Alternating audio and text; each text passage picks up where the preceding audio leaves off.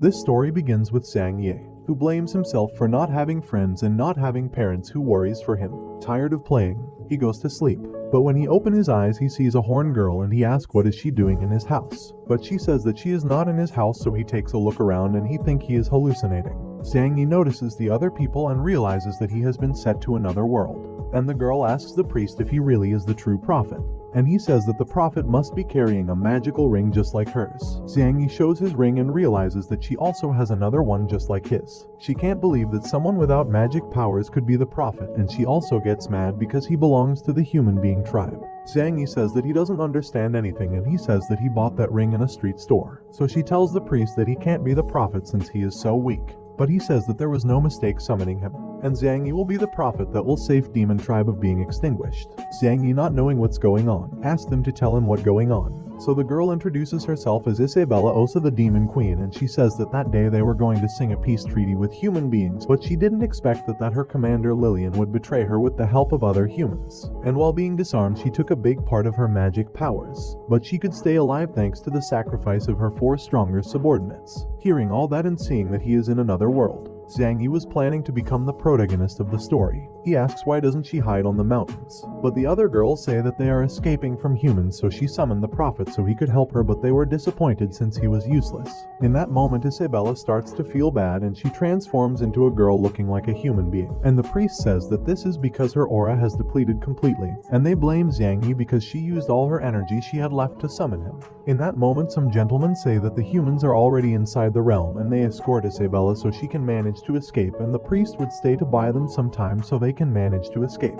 Isabella tell him to escape with them, but the priest is already preparing them to teleport. Isabella, crying, tries to take him, but he already took them to another place. In that moment, the door is destroyed and Tal's Angus appears asking where the demon queen is. But she was already gone and planning to take revenge, so they decide to flee for the moment. But they were attacked on the back by the humans, and the girls are planning to sacrifice themselves so she can escape. Sang Ye promises that he would protect Isabella, so he grabbed her by hand so they could escape. But she wanted to stay and fight and die with them. Sang Ye says that she does that, their sacrifice would be in vain. So Isabella, crying, sees from afar how everyone dies so she could escape. On their way, they come across with some human knights, and Isabella gets off Sang Ye's hand and she attacks the knights for killing her subordinates. Sang Ye stops her and apologizes, and a knight says that he heard that demons used to wash human beings' brains. They were planning to kill them because they thought they were working for the demons. But Sang Ye on his knees says that they are not working for them and they were not brainwashed. Isabella wanted to kill him for making her kneel before a human being, but he says that by doing that they could survive, so then they could take revenge. But the knight wanted to kill them anyways so he could get a reward. But there is that guy who stops him and orders him to go with his squadron. A knight, noticing that he was the white squadron leader, didn't want to listen. But being a leader, he had authorization to kill. Then the others, noticing that, they decide to escape. He introduces himself as Sophises, the White Dragon Knight squadron leader, and he asks them when the demons captured them. Before that, Sang Ye thanks him for saving them, but Sophises order him to answer first, otherwise he would kill them. He says that he was captured when he was 5 or 6 years old, and he introduces Isabella as his wife and says that she was also captured by the demons, and Sophisa ends up believing him, and he offers his cape so he could cover himself since he was naked, and he would take them to the human being tribe city, but Isabella didn't want to go. Sang Ye convinces her to go, and the next day they arrive to the city, where Sang Ye gets surprised by seeing how the humans respect the knights. Isabella changes her name to Ibe so she can't be recognized, and on their way, they get across with this guy from the royal family called Talsbury. When Sophises sees him, he orders his knights to go to the royal palace. Sang Ye asks who he is, and a knight says that he has a higher rank than Sophises by being a regent's son. He says that the current king is very young and the regent supports him making decisions, so he is above every man. Sophises greets him politely, but when Barry notices that he is not the Red Dragon's Knights leader, he despises him, but Sophises asks him why the Red Dragon's Knights were ahead of them, that they were supposed to sing the peace treaty with the demons, and he says that the new king's orders were to kill the demon queen. Then Sophises' father, who was the imperial leader, arrives. He is called Guro Dita, and he says that he heard his son was in town and he decided to show up and say hello. Sang Ye is amazed by the fact that Sophises' father was someone important in the kingdom. A knight tells that Guro is close to the king, and also he and the regent has very different political points of view. In that moment, trumpets can be heard since the Red Dragon's Knight squadron arrival. They were carrying the priest's head impaled in a sword. Watching that, Isabella wanted to kill them all, but Sang Ye calms her down, and while watching, Angus promises that H will kill him, Angus thought that Guro came to welcome him, but he says that he was going to see the king and both decide to go together. His son Barry gets close to him, but he threatens him and says that if he keeps on playing he will kill him, and they went without him. Then both decide to get out from the human realm and they take them to their new home. Xiang Yi is surprised by the fact that it was so big. In that moment some servants appear. One of them introduces herself as Alina and she was going to feed them. But Isabella asks why Sophices is being so nice with them even when he barely knows them. On the other hand, these two presents themselves before the king, who was just a boy, and he congratulates Angus for having completed the mission he assigned to him. But Guro says that what Angus did was a crime, because the mission was to sign a peace treaty with the demons, not killing the queen demon. He also says that if the missing demon queen returns to the demon tribe, she will bring war against humans and they will lose a lot of people. Angus says that before they could sign the peace treaty, Lillian told him that she had her people's support to rebel and that if they helped her become the new queen, she would make a strong relationship between the two tribes. Then he delivers a letter to the king about what they had agreed with the queen. After reading it, he congratulates him for doing well his job, but Guro says that there's a mistake, because he does not believe the demons agreed so easily to accept their new queen. The king says to leave everything in Angus' hands, and being the king, he obeys, making Angus happy and Guro sad. Then we see Xiang Yi taking a bath and asking himself how to get back to his world because he doesn't want to be in this world since he saw so many people die before his eyes. Then Sophices arrives to take a bath with him, and Xiang Yi thought that all that good treatment they were receiving they were going to take it back slowly. But he came to tell him that they were going to send people to look for his family, and Xiang Yi lies, saying that since when the demons brainwashed him, he can't manage to remember anything from his past. Sophices tell him that he had a brother called Sophisac and the demons captured him, and he asks Xiang Yi if he knows him. But Xiang Yi says no because there were a lot of human slaves in the demon's tribe. Sophices gets sad, but Xiang Yi cheers him up by keep talking, and Sophices says that Lillian became the new demon queen, and then they keep talking about how his father and the regent aren't getting along. And when they finish with their bath, Alina takes him to his room, and when the door opens he finds Isabella changing her clothes. She was nervous at the beginning, but she closes the door rapidly and she says that he should stop treating her as the demon queen since Alina had been watching and since he told everyone that they were married. They put them both in the same room, so they should behave as a married couple to avoid suspicion. Then they hear someone approaching and it is Alina, so they start making love to make Alina leave. But they were only making sounds to fake it. Xiang Yi was taking it too far, so she hits him and makes him go to sleep in the floor. Xiang Yi asks her how to get back to his world and she says that she doesn't know, making him sad. But he remembers about the rings and he asks Isabella for hers. He put them together and tries to get back on his own, but all in vain. On the other hand, Alina finds Sophices and he tells her not to interrupt Isabella and Xiang Yi. Alina asks why is he helping them, and he says that when he knew Xiang Yi he felt a familiar connection and he thought he was his lost brother since he resembles so much. Alina says that she was happy for him since she hadn't seen him smile in a long time. Sophices throws her in bed and as reward he ends up making love with her. The next day Xiang Yi wakes up and Alina gives him new clothes. She realizes Isabella is not here, so she goes outside and tries to find her. She found Sophices training with his bow on her way and she is amazed about how good he is. Then she saw Isabella as well practicing and she is blown by how good she is. She lost her powers but not her abilities. Then Sophices invite them to eat, but Xiang Yi wanted to leave the human kingdom and says that he doesn't want to bother. Sophices say that there is no problem, that they can stay and live in his mansion forever, but Isabella says that they want to manage by themselves and they didn't want to bother anymore. Sophices say that they cause no trouble and he can find a job for them in the kingdom, but Isabella says that she rather goes back and work for the demon tribe than working for them. In that moment we see a story when the humans were terrorized before because they were weak. Then tired of that, they reached out a powerful dragon to protect them. The dragon accepts, helping them with everything. As a sign of gratitude they use the dragon as a deity, creating Dragon Knight squadrons of different colors. We focus on the White Dragon Knight Squadron, which is the king's personal cavalry, and there are two ways get into the squadron. One is to demonstrate that's strong enough and worthy to serve the king, and the other way is by obtaining a diploma from an honor school in the capital. She says that she wants to be an honor student in that school to get stronger, and Xiang Yi thinks that was the only way to get out the human kingdom. She says that she wants revenge, and Xiang Yi scared covers her, saying that they want to save other human beings that are trapped within the demon tribe. Sophices says no because fights are not as easy as he thinks, but Xiang Yi says that he has other purpose by joining the school. He says that after he graduates they want to help him and his father to lead the human tribe to the top and return them the favor of helping them. Sophices end up believing him and they accept to enrolling them into the school, and he noticed that Isabella had talent for the school, but he suggests Xiang Yi to cook rather than fighting. 2 months after sophists inscribe them and explain the different branches there are in school. He also says that there is a professor who will evaluate them to decide what branch is better for each one, and a knight is assigned to guide them in school. Before he go, he says that if they don't manage to pass the selection test, he will take them back to the mansion. Isabella and the other one make fun of him, but Zhang Yi is intended to pass the test. In school on the melee branch, Master Mike Yaso was going to teach them a technique, and this guy's asked him to show the technique before everybody. Mike gives him a rock and asks him to hit a statue with all his strength. He destroys the statue a bit, and Mike asks to show the rock, but it was already destroyed. Mike says that in order to learn the technique, he has to attack with all of his strength, but the rock must remain intact. The guy says that it is impossible. Mike grabs a little bird and with all of his strength he destroys the statue, and he demonstrates that the bird is still alive. His students are amazed and are asking to themselves how he did it. Zhang Yi surprises him, and the knight introduces them as students who are going to take the entry test. Mike asks if he wants to join his branch, and getting angry he activates a fierce power, scaring them all. But he realizes that Isabella didn't get scared, and he proposes her to join his branch, but she refuses since she wants to join the magic or sword mastery. The knight thought that Zhang Yi was also fine, but after he touched him he ended up fainted because he couldn't hold the Mike's fierce ability. He wakes up after a few moments and he is told that he failed the test. Zhang Yi was happy about it because he didn't see himself training for that every day. He introduces himself to this guy to be his friend. The guy introduces as Alex Air and accepts being his friend.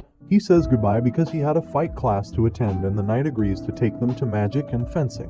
Then we see a training field where Dorona, the fencing teacher, and Wadley AC, the magic teacher, were fighting to decide which branch would use the training field. Both were equal in powers, but they kept fighting, and they use a powerful attack but gets deviated and almost killed an old man. But Zhang Yi manages to save him by a hair, and he was terrified because if the attack would have reached him, he would be dead.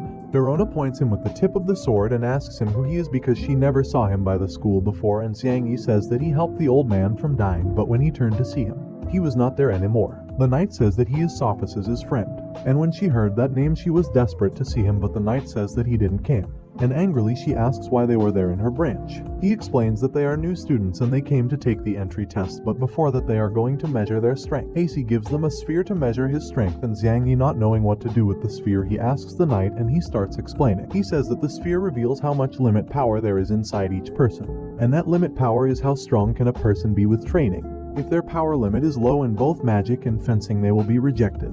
Isabella grabs the sphere, and when Dorona notices that there is not any shine representing her power, she was going to reject her, but in that moment the sphere starts to shine with a strong light. Everybody is surprised by the fact that she had so much power, and AC asks if she had learned magic before, and Isabella says yes, but for any reason she lost her magic. AC accepts her into the magic branch, but Isabella goes to the sword and she says that she is hesitant between magic and fencing. Dorona underestimates her, saying that she wouldn't make it to her branch, but Isabella tells that she studied fencing abroad and she wanted to take the test. She accepts and sends Barry to fight against her as a test. And before they start fighting, she explained the rules, and one of them is that they can't use all of their limit powers, and after the whole explanation Barry starts attacking them. But Isabella avoids his attacks easily, and Barry continues attacking her, but no attacks manage to reach her. Isabella gets close with one attack and uses an incredible ability to make him get back and making him angry, so he uses his limit powers and attacks. But this guy called Legend stops the attack, saving her, and Zhang Yi thanks him for saving his wife, surprising everyone there by letting them know that they are married. Dorona gets mad with Barry for using his limit powers, and on the other hand she presents her most powerful apprentice, and he was eager to see him as Isabella fight partner in the future. Dorona asks if her abilities were learned from Makia, and her answer was yes, surprising everybody because Makia was known as the sword god. Dorona sees that she is very strong and accepts her as his student, but AC says that she is her student, starting a fight to decide which one of them she stay with. But Zhang Yi interrupts and asks for the sphere so he can measure his powers. He thought that he would have a big power to become the protagonist of that world. But minutes passed and the sphere wouldn't start to shine. Not even a bit. And AC takes the sphere from him, saying that she already knew the results since the beginning, calling him a useless piece of wood. The other students also starts to mocking him, and the knight explains that the term useless piece of wood is a person that has no power limit, making him sad. Isabella yells to the other students to shut up, if not they would have to face her. Zhang Yi hears that, recovers, and says that even if he has no powers, Isabella would always protect him. And before he goes to try another branch, he cheers her up and wished her luck in whatever branch she chooses. On his way, Zhang Yi asks the knight if he could join a branch without having any limit power. He says yes, but for now, He can't choose a fighting one. After a bit of walking, they reach the forging class where he see that they were drawing a sword, but their drawings were terribly bad. Zhang Yi thought that in forge classes you would have to be hammering all day to create objects, but Master Ashton Martin says that he doesn't know anything about forging. The knight explains that he was captured by demons and he doesn't know anything about forging, and Martin shows him how the forging is in the human tribe. Meriton grabs an enormous brush and draws a sword in the floor, and with one word he makes the drawn sword merging out of nowhere. Martin says that this is how humans create things, and if he wanted to forge he had to have a gold alignment crystal. Zhang Yi, not knowing what that is, he asks how to use it. Martin explained that with those crystals he can create things just as he saw with a magic brush, and Zhang Yi gets sad because he thought that he needed limit power to use it. He says that limit power is not necessary in the forge. Hearing about that, Zhang Yi kneels and asks him to teach him how to forge. Martin asks for a drawing as tests and he draws Dorona's portrait, surprising everyone with his drawing skills. Martin accepts him as his student, and before joining a partner he says that he has to know the rules of forging classes. He says that he must be very careful with what he creates and be responsible if something bad happens, and he cannot create living objects. Zhang Yi accepts and thanks Martin for accepting him into his branch, and Martin gives him a brush so he can begin with his classes. Later on, Guro arrives very angry to the king's palace, where he asks for an explanation on why the regent wants to execute the agriculture minister and the leader of the Grey Dragon's Knights. Angus says that the agriculture minister gathered with the East Beast's tribe, and the Grey Dragon's Knights leader ordered to bring food to them. Guro says that they did it because that tribe was struggling with drought and food, so they sent food to be able to get along with them. He asks to reconsider that decision of killing them, but Angus shows him that some beats were already captured and one of them will be the sword god, Makia. He also shows the heads of the agriculture minister and the Grey Dragon's Knight leader. The king is confused and asks Angus why he did it. Angus says that as the king is a good person, he did the dirty job for him, and he also said that knights from the Black Dragons and Red Dragons are on their way to the East tribe to extinguish them. When Guro hears about that, he asks the king to stop that before it caused more tension with other tribes. But the king is afraid, not knowing what to do. So this guy let the chains off on purpose, and Makia, noticing that his powers were coming back, shouts that he will not let his people and his tribe to be extinguished and attacks the king to end everything.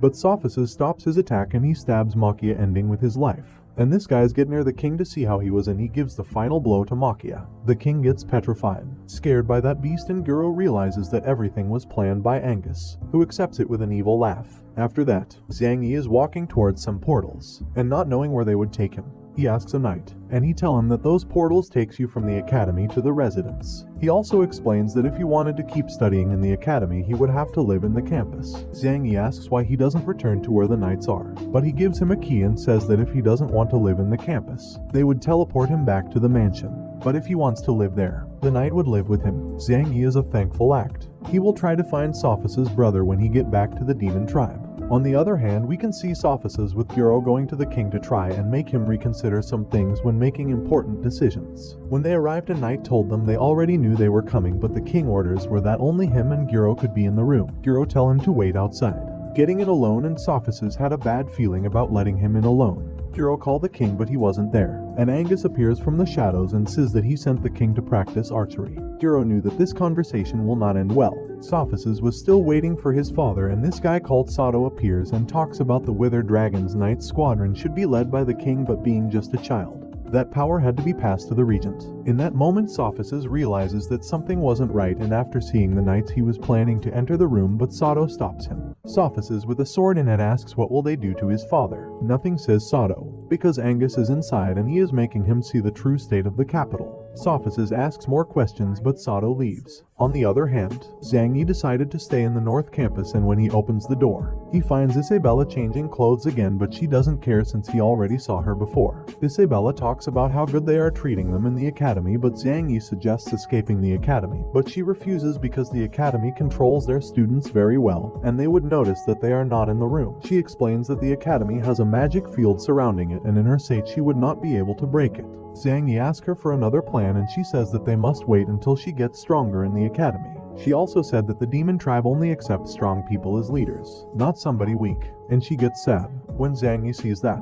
He promises her that he would take her back to the demon tribe so she can be the queen again, saying that he chose the forging branch because it is destined to be powerful. Then he asks her what branch did she chose. Isabella says that she chosen both so she could recover her strength quickly, and both teachers accepted. Zhang Yi takes advantage of the conversation to get into the bed, and they kept talking about how they could become stronger quicker. Then when she saw him on the bed, she asked him to leave, but Zhang Yi says that he is just pretending to be a married couple, making her blush. They keep talking, but Isabella throws him out, threatening him with a sword, and he goes to the floor where he starts thinking about things he can create with his magic brush. The next day, Isabella wakes up, and when seeing a silhouette in front of her, she grabs her sword asking who is there. But when she sees it well, she realizes that it is a statue made by Zhang Yi, and after getting out of bed she sees other objects, asking to herself what could it be. Then she hears some noise in the living room, and she realizes that there are other creations made by Zhang Yi, and she was planning to ask him everything about those creations in the night. In Forge class they were waiting for Zhang Yi, but as he didn't arrive they were about to begin with the class. But in that moment Zhang Yi arrives with a bicycle, and everyone is amazed by Zhang Yi's creation, because in that world vehicles boosted by human didn't exist. When Martin sees the bicycle, he gets on the bicycle and Zhang Yi teaches him how to use it. It gets complicated at first, but later he managed to drive it. Then Martin destroys the bicycle for not breaking, leaving everyone disappointed because they all wanted to try. Zhang Yi promises that he would create another bicycle, but he couldn't in that moment since he ran out of gold alignment because he spent all night trying things. Zhang Yi realizes that the forge works with thoughts, and he asks to himself what would happen if he built objects from his world. So he built a cell phone as a trial, but it didn't work since he doesn't know how cell phones work, and he kept on building useless technological stuff because in his mind he didn't know how they worked. Then they get back to the class where Matin gives him another gold alignment stone, and he was going to explain how to differentiate gold alignment stones and its uses. Martin gets his briefcase out from the forge, and she explained that they can use the stone just like a blacksmith does, but that would harm the user. He says that 2 decades ago he was visiting the dwarf tribe to improve his forge, and he saw that they made really beautiful objects, but the one creating them suffered damages to his body because they used hammers just like the blacksmiths did. After Martin's big research, he realized that they could use the stone in a very little form by embedding it into the brush and drawing objects to be created out of nothing. Zhang Yi doesn't understand completely, so he asks Martin where the gold alignment stones come from. Martin says that they form inside a mine in the capital's border, but the problem is that a powerful golden dragon lives there. The king used to send the Purple Knights squadron to collect them, and they would refine the stones and sell them to finance the military. Martin says that each stone cost 10 golden coins, and everybody is shocked by that because they were too expensive. Zhang Yi doesn't know what 10 gold coins worth, and one of his school partners explains that 500 people can be fed with 10 gold coins for a month, scaring him because he used them deliberately. Then Martin says that that's the lesser range stone, and he shows them a range of stones going from the lesser ones up to the better ones, which can reach a price of 50 gold coins. Then he explains that stones differ by color, like the red one which uses fire as base, but they worth up to 500 gold coins. Then he gets his magic brush out and he explains the limits of his lunar stone and how rare it is. He is the only one who has one in the capital. Then he tells a story about when he was young studying the forge with the dwarves, but they weren't as sociable, but later on they acknowledged him by realizing how determined he was. The dwarves had 4 lunar stones, and they gave him one of them as a reward for obtaining many achievements. With that stone, Martin built the walls protecting the capital and explains that the power of a lunar stone is infinite, but has a price, and that is that extracts the user's consciousness. One of the students says that this side effect must have not affected the master because his looks pretty healthy, but another student points towards a photograph where you can see a handsome guy, and that was the master 10 years ago. And the students are in shock by that because now he is bald and ugly. On the other hand, Sophices is with his father, but he arrived home very upset, saying that everything was over, worrying Sophices for what they could have done to his father. On the other hand, Isabella was training fencing, and by the end Dorona congratulates her for training more than the others. But she felt bad because she got tired easily because that didn't happen when she had all of her power. Then she goes home and she finds all these stone sculptures of both of her masters, and she realizes that they were made by Zhang Yi. Isabella takes a blueprint, and Zhang Yi says that those were dwarves' tribes' blueprints where they were creating steam machines, surpassing the intelligence of the demons' tribe. Isabella kicks him and warns him about creating too many things, otherwise their identity would be exposed. She also scolds him for creating a sculpture of her and her masters, and thinking about what disrespectful things he could do with them, she hits him even more. The next day he was happy because the steam machine worked and he could create a powerful mecha. Then he see that his fellow students were gathered in a place, and one of them says that Master Martin went into the gold alignment mines, and that was because when they went to buy stones last night, the prices were too high. Martin tried to convince them to sell them at a normal price, but they didn't want to because they needed a lot of money for military services. So an angry Martin went on his own. to look out for stones, but his students were worried about him because he was just a forging teacher, and he alone could not take down a dragon. Xiangyi was going for help from the other teachers, but one of his friends stops him because they were in an audience with the king. Xiangyi was very angry for doing nothing about it, and then he sees Alex and he offers him money and tell him to go and buy 1 gold alignment for his magic brush. Xiangyi builds a car with that to go and save his master. On the other hand, Martin is arriving to the mine, but one of the knights didn't want to let him through because only purple dragon knights were allowed to enter the mine. Even with all that, Martin gets in and starts looking out for gold alignment. Then we see Xiangyi and the others arriving the mine and planning how to get in to look for their master. But then an explosion occurs and they see dust coming from inside and Martin getting out from it with the gold alignment. He also defeated some monster with the weapon he invented with the dwarves' help. The guy was happy with his gold alignment, but they could use them already because they needed to be refined. But the problem was that the refinery team worked with the Purple Dragon Knights, and in that moment some knight surrounds them and the refinery master calls him out for getting into the Purple Dragon Knights' territory. Martin also calls him out because those monsters weren't that strong to justify the price increase of gold alignment. The guy says that it was not his business and give the order to kill them so they could take the gold alignment. But Isabella together with Martin and Alex were defeating almost every one of them, but the refinery master steps in attacking Alex, but Martin protects him and his weapon get destroyed. That guy uses a special slime creating many clones and he planned to attack them, but Xiangyi had finished his creation. Xiangyi is completely covered by the rocks and the refining master attacks the others, but Xiangyi inside the rocks neutralizes him using a powerful attack. Then he throws another attacks to the other master, but he manages to deflect it, hitting his knights, and everyone is surprised to see a mecha getting out from those rocks. The purple knights get scared to see that mecha, and Martin is surprised even more because the dwarves wanted to build something like that but they couldn't, but Xiangyi did. The refining master attacks him with everything he got, but no attacks could manage to damage that mecha, and Xiangyi starts defeating those knights and capture the refining master and threatens him, saying that they must not mess with them. And we can see that the ones behind all that mess were the regent's family. Since they wanted to earn more money, they was planning to raise their prices of gold alignment. But a soldier arrives saying that the Forge branch gathered the gold alignment and also they captured the refining master, surprising everyone. Xiangyi and his group arrives to the kingdom, but the purple knights won't let them through, and behind them were the people who raised the prices, and they ordered to capture them for breaking the law by collecting gold alignment without any permission. But Sophices arrives with other guys and says stop, and he tell Barry that the king sent him to stop Martin. Barry doesn't buy it, but Legend being his uncle, he releases his power, making him obey the new orders given by the king. But this also affected Zenag, which ends up being amazed by that enormous power. Being just his nephew, Legend warns him not to be so careless just because his father is the regent, because for Barry he was only a piece of trash. Dorona also scolds him for not going to class, and Martin asks officers to arrest him, but he denies because the king never gave that order since he cares so much about him. Xiangyi thanks officers for helping them again, and he told him not to do that again because he doesn't want to see him die. On the other hand, AC tells Isabella that she picked her to represent the magic branch in a festival. But she fights again with Dorona because he also wanted her to represent the fencing branch. Sophices asks Xiangyi to go with him to the palace, and once there they talk to the king about the gold alignment price increase. In that moment Angus arrives informing the king that he discovered that the Purple Knight's leader is increasing the price of gold alignment. He also said that he already punished him and suggests the king that the Forge branch should be in charge of collecting gold alignment stones. Everybody is surprised by that, and the king asks about the military budget.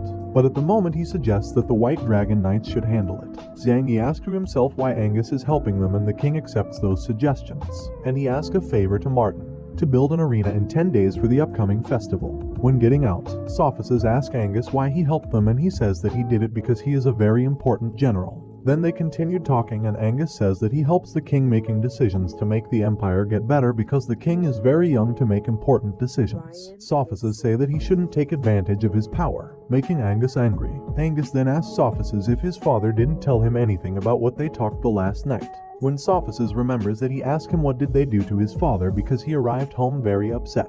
And they were about to start a fight, but some soldiers arrive and tell him that his father hanged himself in the library, and Sophices got scared, and the other were surprised. That night Xiangyi were depressed about what happened to Sophices. He didn't want to feel bad, so he asks Isabella what branch she decided to represent in the festival. She said that she will represent fencing and science branches. He starts bothering her, saying that she should join Legend in the magic branch, making her angry again.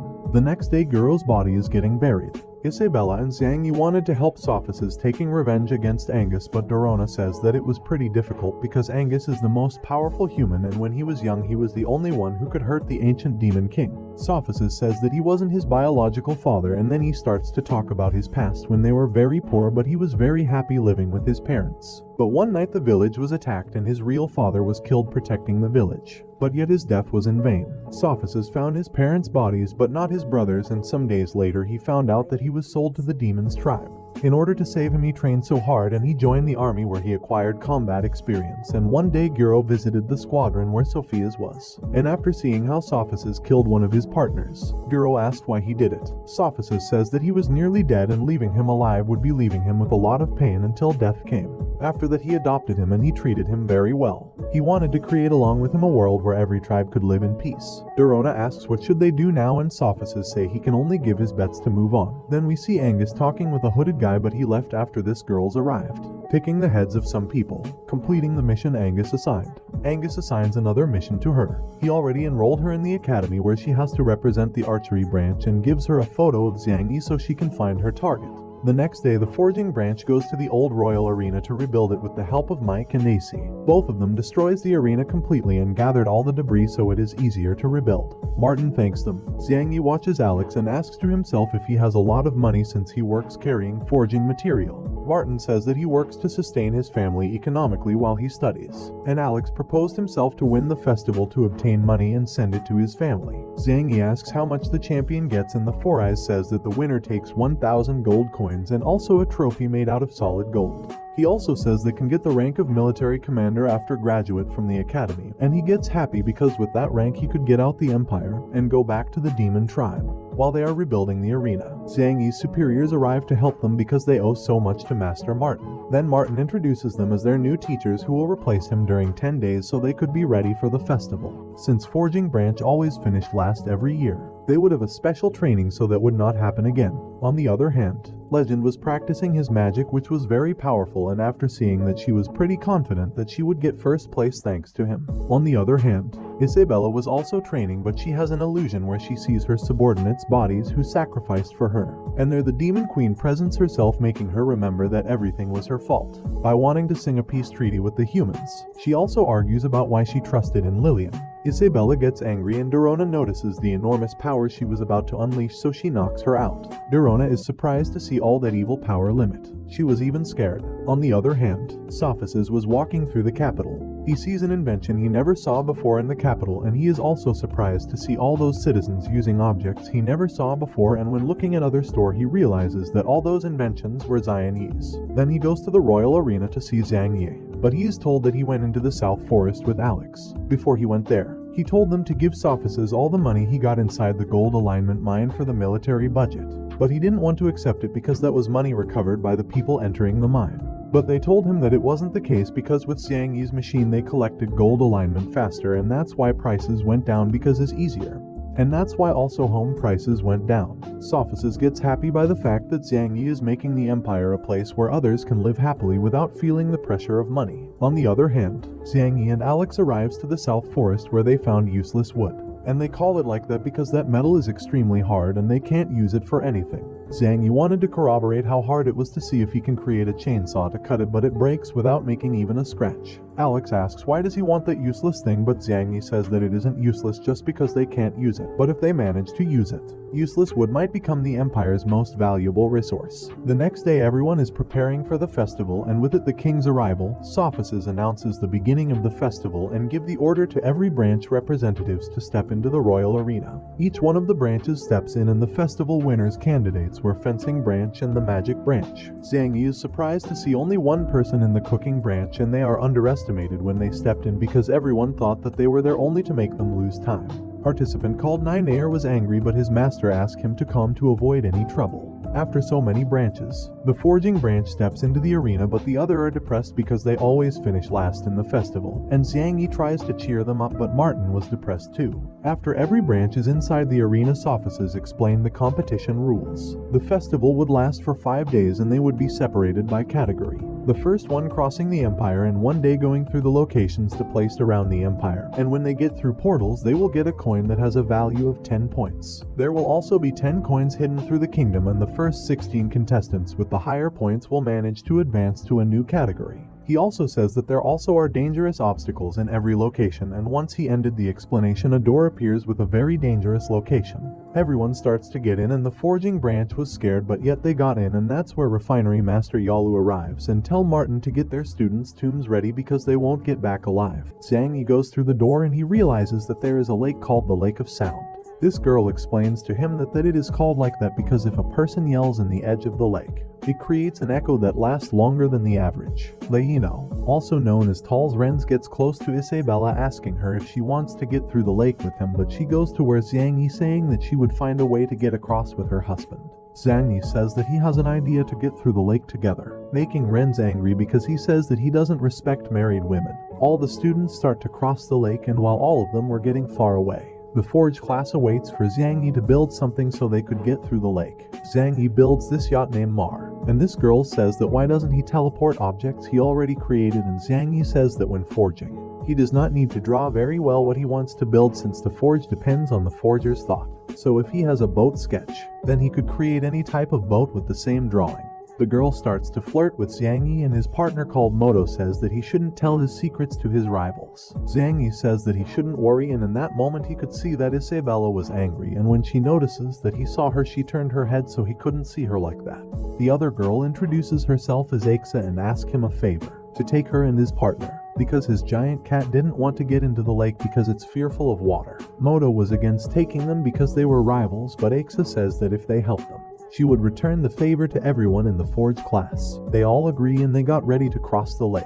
On the other hand, the spectators were watching the students, and then we see Martin, who was worried about what Yalu said. Going back to the festival, Zhang Yi manages to get across with some students with his yacht, surprising everyone because that boat was fast. The king was also surprised to see what Zhang Yi built, praising him because he thinks that he will be a great forger in the future. Sophices is happy to hear those words and to see that they were talking about Zhang Yi. Renz, on the other hand, was in first position, but suddenly some tentacle attacks, and I make a note here because this guy's real name is Ali, not Alex as we thought, so he rushes to save his partner who was captured by those tentacles. Once Ali gets to the surface, asks what that thing was, and in that moment the beast goes up. It was the protector of that lake, called the Void King. The monster starts to attack them, and everyone there start to attack it back.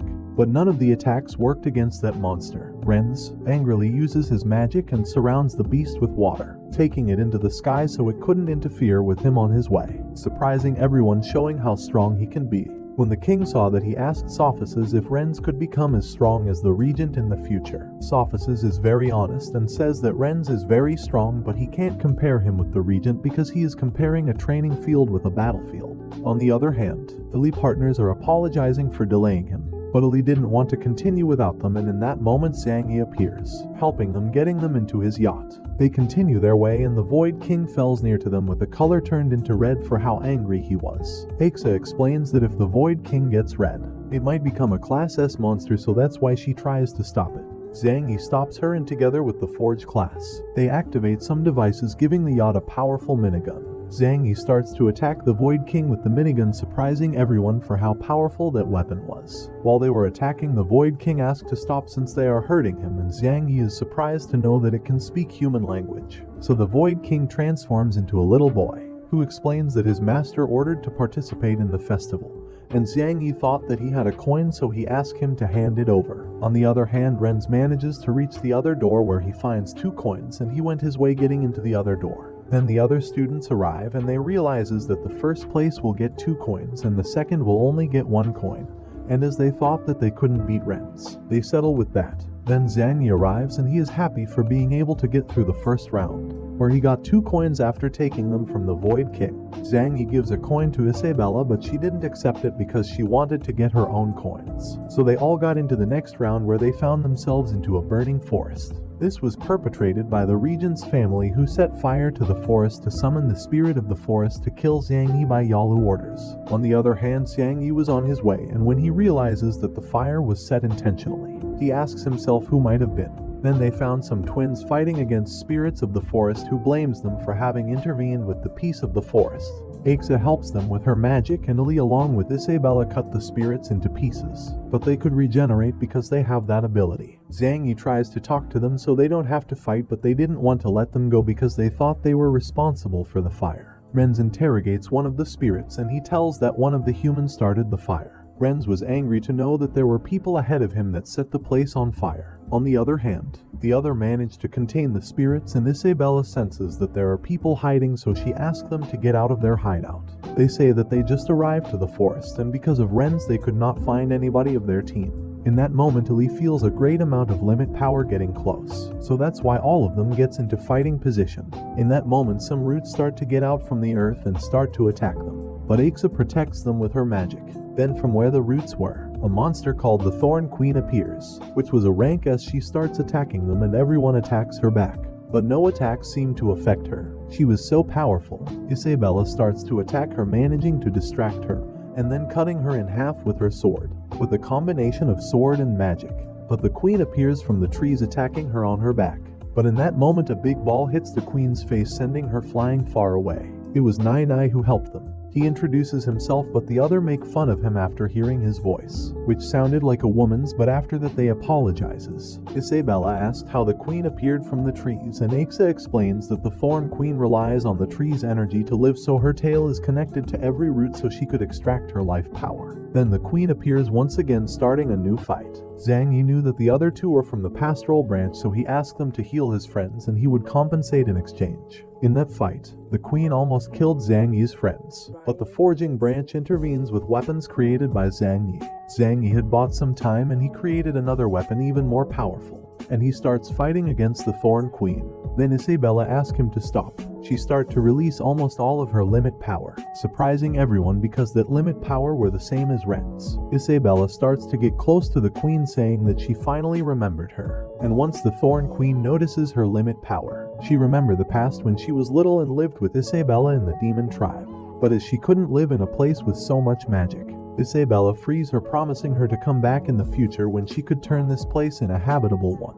When the Thorn Queen remembers her, she starts to cry out of happiness, and she almost called her Demon Queen, but Isabella tells her not to reveal her identity. In that moment, the giant cat that could also talk, and says that dark limit power comes from the demon tribe, scaring everyone when hearing that. Zhang Yi couldn't explain what was happening there, so Moto explains that they were demon slaves, so she might have learned that there. Zhang Yi started acting like he doesn't want to talk about the past with the demon tribe, but inside he was happy and thankful with Moto for intervening. Then Isabella arrives. She was talking with the queen and tell them that some people set fire to the place, but it wasn't Ren's, so it should have been other people who were ahead of Ren's. So with that they settle the misunderstanding, but since they didn't want to leave the forest like that, the twins put the fire out with their magic. The Thorn Queen apologizes for blaming them for everything, so she gives them 5 coins that she found around the forest as reward for saving the forest.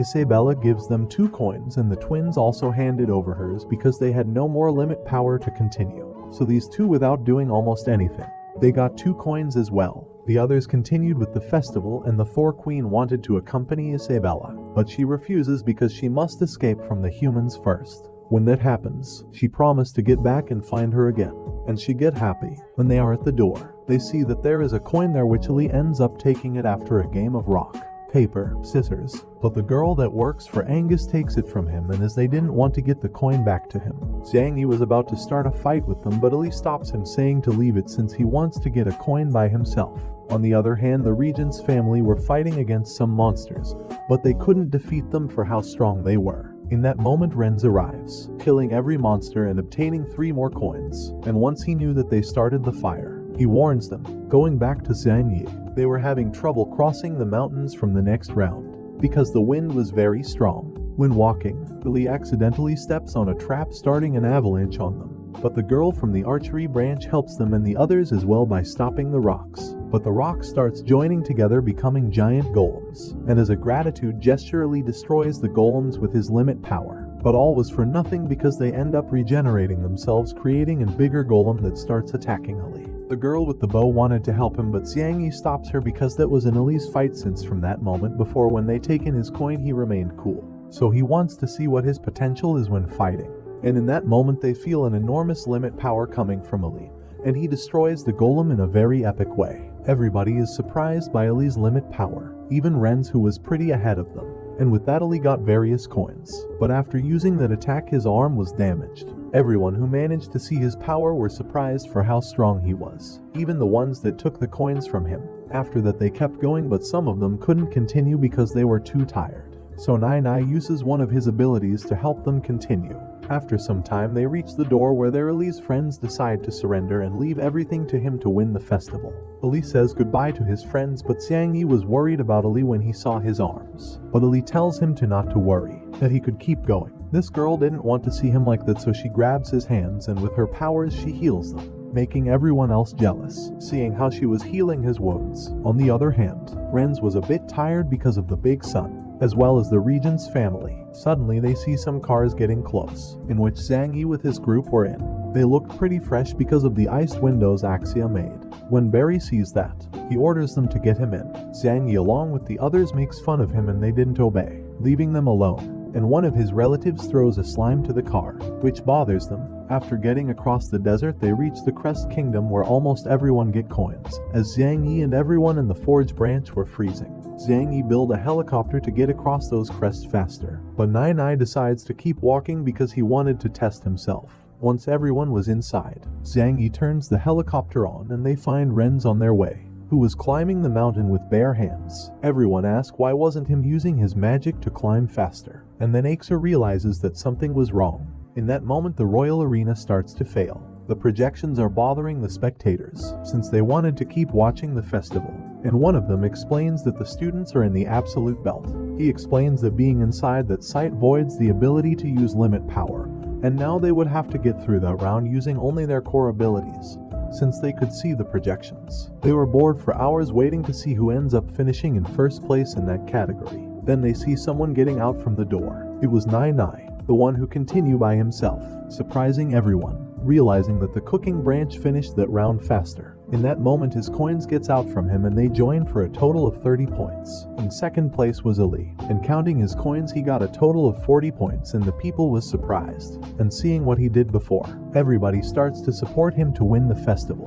The third place is for Renz, who broke the festival record by getting 100 points, and so everybody else were arriving one by one. Moto was sad and he arrived alone. Zhang Yi was getting Martin worried, and the others ask where Zhang Yi was. Barry says that he probably was dead and Moto blames him. A worried Sophists gets down to the arena asking Moto what happened to Zhang Yi, and he tells everything that happened. When they reach the top of the mountain in Zhang Yi's helicopter, Zhang Yi was about to dismantle his helicopter so nobody could copy that in the future, and in that moment the regent's family arrived. One of them takes a coin from Zhang Yi with a slime. Ali attacked him, but his limit power didn't work on that mountain. The regent's family start mocking them, but as Zhang Yi doesn't need limit power, he creates a rocket launcher, making the regent's family to get down. And after that a fight starts, but Zhang Yi tell the others to go on because the Forge branch has the advantage there since they didn't need limit power. Ali decides to leave everything into the Forge branch's hands because he also needs to help the others get across with his natural strength.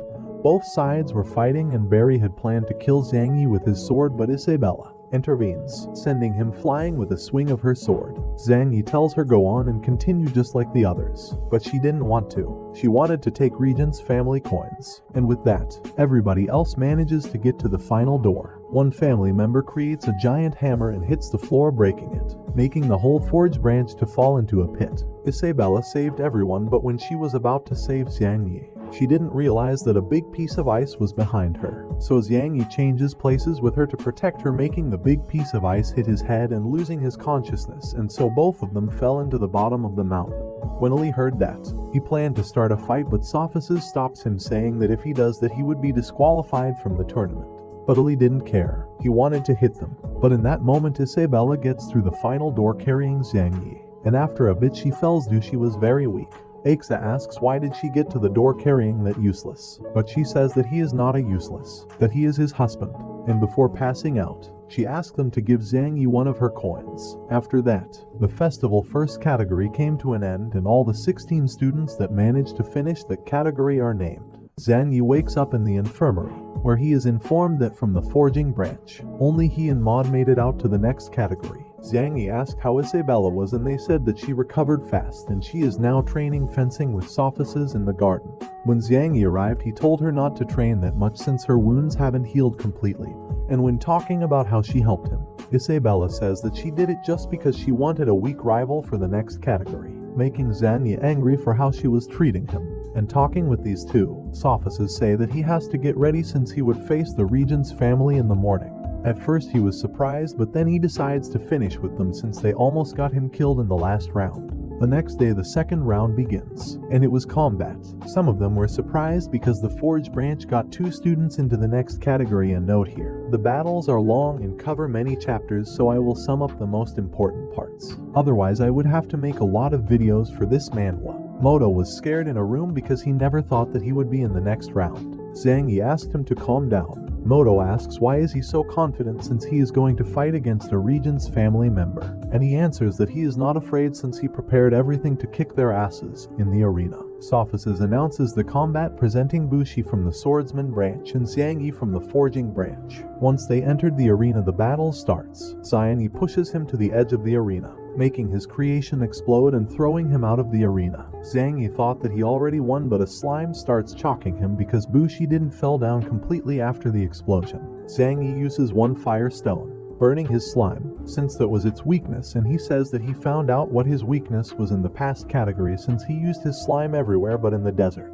With that being said, Zhang Yi creates a special weapon for him, which starts surrounding him inside a sphere. Bushi tries to escape but he couldn't, because the top was made from red iron, and before all that when Bushi attacked him with the debris he took advantage and he put dynamite inside. So a big explosion occurs inside the sphere, an explosion able to kill anyone. The king was afraid, but sophists say that losing a life inside the festival would not have any repercussion. Although Zhang Yi won, he asks sophists to announce the winner, but in that moment Bushi destroys the sphere by activating his dragon shape when raising his power. In that moment the king explains that it is an ability passed down the family. When a kid is born is taken to the Lord of Dragons, who gives the baby dragon blood, obtaining dragon powers and becoming a hybrid, a dragon human. The king also has dragon blood inside him.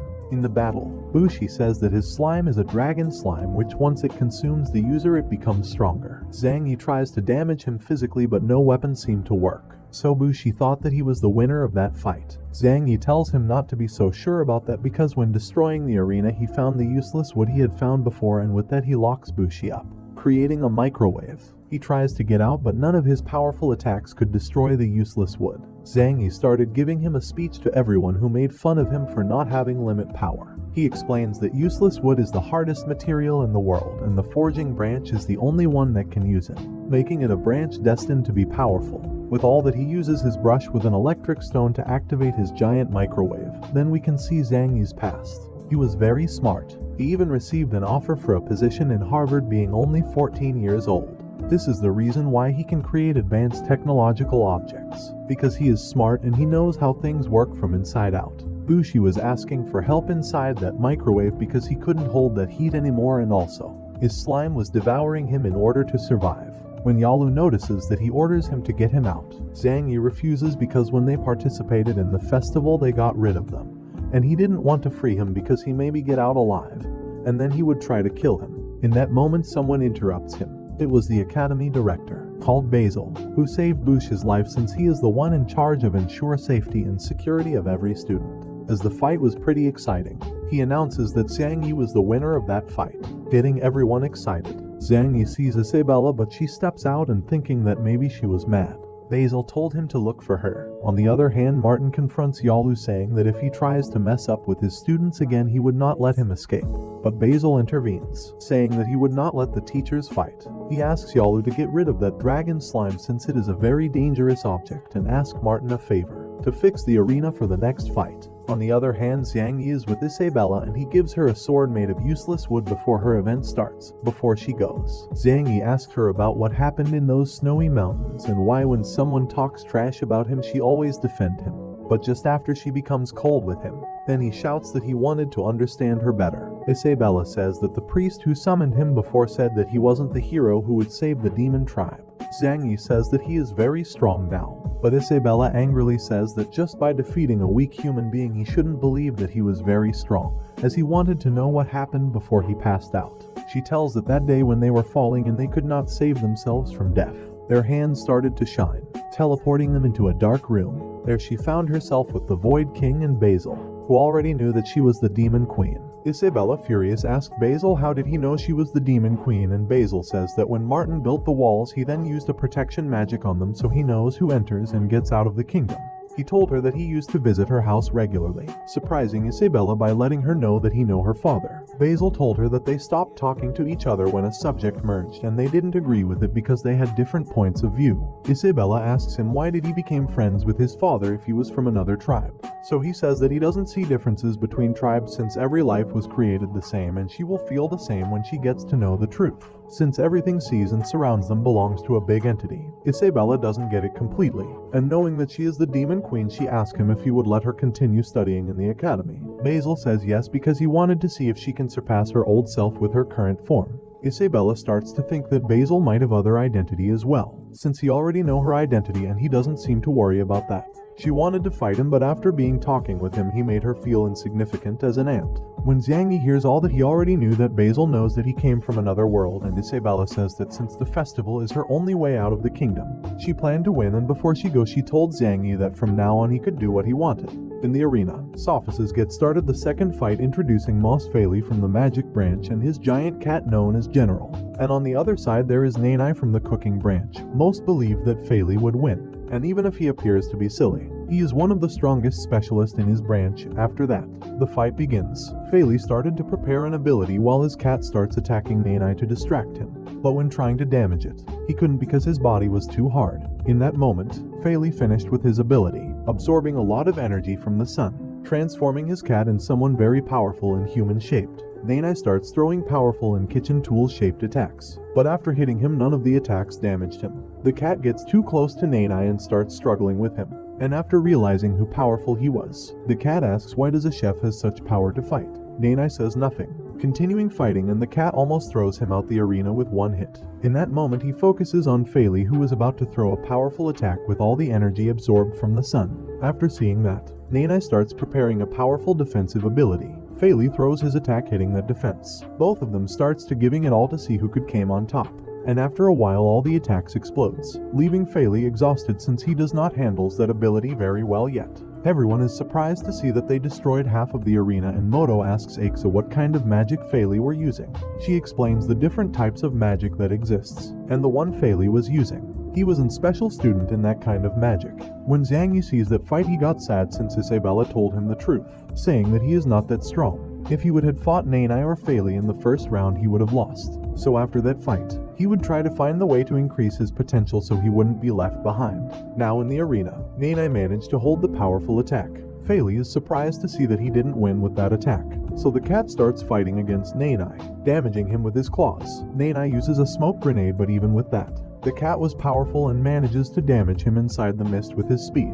The cat was winning the fight, but suddenly he starts to behave weirdly, going back to his original form. Faley tries to get him back into it. Nanai says that the smoke grenade was known as the cat herb, which made his cat lose its normal functions, but it wasn't dangerous. He asks him if he wanted to keep fighting, but Faley surrenders since not even him could keep fighting, surprising everyone because no one expected Nanai to win. Then another fight begins, introducing Barry and Isabella, both from the same branch. When the fight begins, Barry tells Isabella to surrender, but she doesn't listen and start to throw powerful attacks one after the other, making Barry unable to counterattack. Everybody is surprised to see how much better got in so little time. Dorona was worried because she didn't want her to get out of control like that one time they were training. Isabella was about to give him the final blow, but he activates his dragon form, blocking her attack and saying to her to become his lover so they could practice fencing together. Isabella doesn't listen and she starts to throw some attacks, surprising Barry, because even in his dragon form he could feel Isabella's big power. Barry starts to attack and she gets distracted for a bit, and with his sword he throws at her a powerful attack, destroying half of the arena. Barry thought that he had won, but not, because Isabella used her Dragon Queen limit power to stop the attack, surprising Barry, and with just one movement Isabella makes Barry go back. Barry was angry because she has so much power and he attacks her with the best he's got, but Isabella dodges it easily and reaching his arm as well. So now he wouldn't be able to continue as he wasn't going back to his original form. Everybody was so excited to see that Isabella won that thrilling fight. And when she was stepping out of the arena, Barry's brother rushes straight to kill her for what she just did. But the girl who works for Angus stops him, saying that if he is such a bad loser, then he better leave. Now the guy wanted to bully her, but Sophists makes him leave, saying that he would be disqualified if he stayed. That was the last fight of the day since they had to repair the arena for the next one. She says that it won't be necessary since her fight wouldn't take long, and Sophices introduces Penny from the archery branch and Tia Nuo from the druids branch. On the other hand, on the East Tribe settlement, the Dragon Knights were executing beasts by order from Angus. On a tree, those guys were worried because once the humans dismantles the East Tribe settlement, they would move their border just in front of the Orcs' border. Both of them are thinking that as long as Angus remains alive, all the tribes that lives in the Zuluo Plains would never be at peace. Going back to the festival, Penny kept her promise, since Tianduo didn't surrender because she was near to death, surprising Zhang Yi, who thought that she will be a worthy rival for Isabella. When he sees Isabella with Dorona, he asks himself what they could be talking about. Sophices announces that the day of activities have ended. That night, Zhang Yi arrives to his room and he realizes that Isabella's things weren't there, so he goes to look for her. Once he did, he asked her why she left, and she says that she is going to live with Dorona so she could help her control her limit power, but Zhang Yi tries to stop her since her true identity might be revealed. Isabella says that he shouldn't worry about her anymore, leaving him alone in the hallway. The next day, Sophices gets started the next fight, introducing Renz from the magic branch and Luntana from the archery branch. Luntana starts attacking, but those powerful attacks didn't work against Ren's defense. But she kept going, and after a while she breaks his defense. Ren starts to release some of his real power, making Luntana use her most powerful attack if she wants to win against him. But that attack only manages to scratch him. Luntana was scared, but she decided to keep fighting anyways. But Renz prepares a powerful ability, making the weather change. Luntana wanted to move, but her body was paralyzed. Even yet, she manages to throw an attack, but Renz stops it with just a hand. He suggests that she should surrender, but she says that she will continue. When hearing that, Renz gathers more power to finish it. When Zhang Yi saw the sky, he thought that he was going to summon a dragon, but Aixa says that it is not the case because that dragon form represents Renz's magic. She explains that magic is classified in wolf, tiger, and dragon, to where that last one is the highest level. Back to the arena, Renz throws his dragon form attack, creating a big explosion, but she was saved by her master, and the others thought about surrender when their turn against him arrives. Sophices starts the next fight, introducing Li from the combat branch and Mei Li from the pastoral branch. Zhang Yi decides to go because he knows that Li would win. Li was having trouble in the arena because he couldn't manage to hit one blow, because according to Mei Li, he can't use the violence against her. Outside from the arena, Basil finds Zhang Yi and he teleported him to the library so they could talk privately. Basil told him that he could read people's thoughts since his power level was huge. When Zhang Yi hears that, he asked him if he would be able to take him to his world, and Basil says no because he can't do that with his limit power, but with Zhang Yi's ring he could go back. He explains that the stone the ring has is called the Infinite World Gem, which has an enormous amount of limit power in it, and it is extremely rare since only him and Isabella have one. Then he says that with that stone he can get him back to his world in that precise moment, surprising Zhang Yi. But he decides that not to go since he promised Isabella that he would take her back to the demon tribe as a queen, and he wasn't planning to get back to his world until he fulfills that promise. When Basil hears that, he thinks about telling him what he didn't tell to Isabella when they both fell from the snow mountain. Basil says that she wanted to be with him to compete in the festival because they both promised to each other that they would overcome everything together. But Basil asked her if she was going to leave this world's future in Zhang Yi's hand, and she said yes because she was going to help him. Basil asked her what she would do when Zhang Yi gets hurt real bad when trying to help her, since he is not responsible for helping this world. She said that she didn't trust him before, but with time she saw how he pushed himself to protect her and help her, and since she didn't want him to suffer, she was planning to separate from him, but that would be after the first round. So after the snow mountain, she would keep away from him. After that, Basil sent her back to the snow mountain, where with a lot of difficulty she made it through with him on her back so he wouldn't die in that place. Zhang Yi cries after hearing that because the reason Isabella wanted him away was for him to be safe. He was planning to tell Isabella that he already knew everything, but Basil told him to not because that would embarrass her. He says that instead of that he better find a better moment to tell her everything. Then they quickly get back to the arena where another combat had started. They see Moto, who is being massacred by Barry's brother. Basil stops the fight, sending Moto to the infirmary, and standing tall he told Zhang Yi that he decided not to surrender. Zhang Yi congratulates him for that, but since Moto was in a very bad shape, they took him to the infirmary fast. Isabella was hiding and she was afraid that Zhang Yi could end up like that. Zhang Yi was angry and he asks how Moto's fight came so early, and Ali says that the two battles before that ended up so fast with Ali's and Aix's victory. That night Zhang Yi was thinking about what else he could do to keep improving, and in that moment someone knocks on his door. It was Renz, who asks him to talk. Once outside, Renz says that he already knows that he was a demon slave, and since he had progressed so fast he proposed the king that once he graduated he could join the army. but Zhang Yi didn't want that rank. He wanted the rank of mayor since he could get in and out the kingdom. Ren says that with that rank he must be prepared to fight in any moment, so a forger would not be useful. Zhang Yi was angry and wanted to go. He didn't want to be underestimated just by being a forger, and also because Ren's would be Zhang Yi's final opponent in the festival. Ren's was angry too and says that if he goes to the festival tomorrow he would not have mercy when they have to fight. But Zhang Yi laughs and says that he is not afraid to fight with him. He also says that the reason he is afraid because he have never lost and he thinks he is the only one who could defeat him. Ren's was furious and he wanted to kill him, but Sophices appears and stops him so he would not be disqualified, and before Ren's goes Zhang Yi shouts that he will be the only one who defeats him. Then Sophices takes him to another place and says that nobody in the forge branch have been able to use useless wood since it cannot be used for building. Martin tells that he tried to use it to forge before but he couldn't, surprising Zhang Yi because he thought that only him had used it. Sophices says that there are many legends of Zhu Luo's plains, and one of them talks about the useless wood and says that Zhu Luo's creator used a great amount of power to create all living creatures. But after spending so much power, he left the plains. The only remains of the ship he used to leave the plains were those pieces of useless wood, and then became the useless wood that we know today. Sophices at the end says that the creator was the only one who knew how to use useless wood, surprising Martin, who thinks that Zhang Yi has a similar power the creator had. Zhang Yi says that he only knows the useless wood's properties, and he thought that maybe the creator of that world was the same who created the earth. In that moment he remembers that Basil told him that he must not reveal that he is a traveler from another world. Sophices ask Martin if he had heard about the demos using the forge. Martin says no, since the demons have a huge limit power, but they called it magic power, and they didn't care about forging. After some talking, they came to the conclusion that maybe Zhang Yi can defeat Ren since he can use useless wood. The next day the quarterfinal starts, and the first fight of the day is Zhang Yi against Nanai.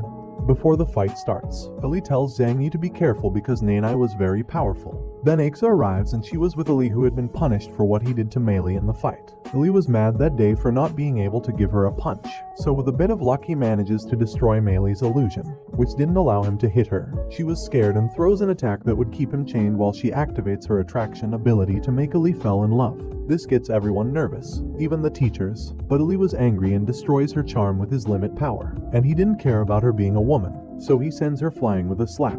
After that, everyone gets disappointed with him after hitting a beautiful girl twice without even thinking about it. Billy also calls her out because she also humiliated Billy when they fought. Before we continue with the story, don't forget to subscribe and like, since it's the best way to help the channel and also motivates me to keep going with the next chapter of this manhwa. When the competitor get into the arena, they surprised everyone, since none of them expected they would get so far. Nanai starts attacking Zhang Yi, who managed to block him, but Nanai gets behind him with his quickness to end the fight fast. But Zhang Yi activates a magic barrier, and he could do that because Basil told him that he could use magic by drawing glyphs and symbols. After the barrier, water comes out from it, making Nanai go back.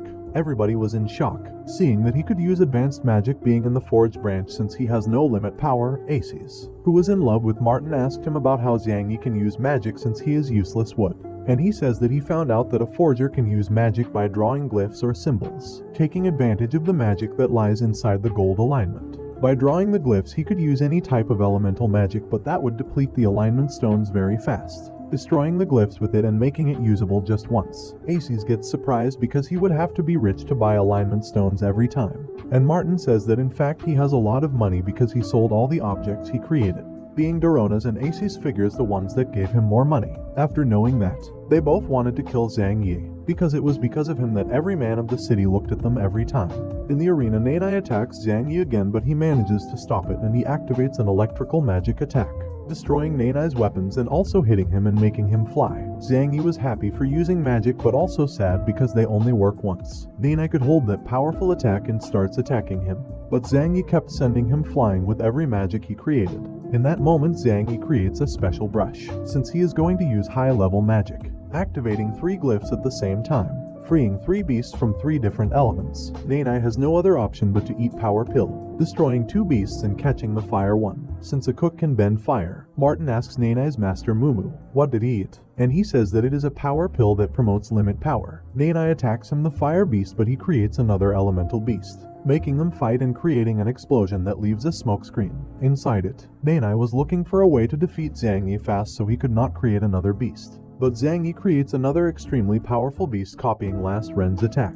Dorona gets surprised for everything Zhang Yi's got, but Aces tries to disgrace him, saying that was just external power. Zhang Yi tells Nanai to surrender since he didn't want to hurt him, but Nanai refuses, saying that they were in a battle and Zhang Yi decided to continue with the battle. He attacks. Nanai creates various barriers to defend himself, but they didn't work because the elemental beast destroys it with an explosion that hits Nanai. He was lying on the floor and Sophices was about to announce the winner, but Mumu stops him because Nanai didn't give up. He was pretty injured, but he gets into his feet to keep fighting, and Mumu tells the story about Nanai. He was abandoned when he was a baby in Mumu's restaurant front door, and 10 years later he was cooking but he couldn't do it well. He was sad because times passed and he couldn't cook anything well. So one day he ran out the restaurant and Mumu went after him and saw him crying because he was having a bad time, and he also had a woman-like voice, so people didn't like his food. Mumu calms him, saying that maybe cooking was not his talent. Maybe becoming a powerful fighter was it. And with that he managed to calm him, and now he wants to change people's perspective about chefs by becoming a chef who can fight. So he would participate in the festival to fulfill that. And the reason he doesn't give up is because they want everyone to recognize him as chef. Zhang Yi helps him, saying that he respects him as a chef, but Nanai pushed him, saying that he is not worthy because he doesn't know how to do anything. So Zhang Yi puts a marachan out and gives it to Nanai to eat it, and after that he lies on the floor after tasting something so delicious. Nanai thinks that now Zhang Yi also beat him at being a chef, but when he was getting him up from the floor, he says that anyone can be a chef as long as they have a heart. As a person he can be anything he wanted. After that Nanai goes to his master and he asks him if he is a chef, and Mumu with a big smile says that he is a very good chef.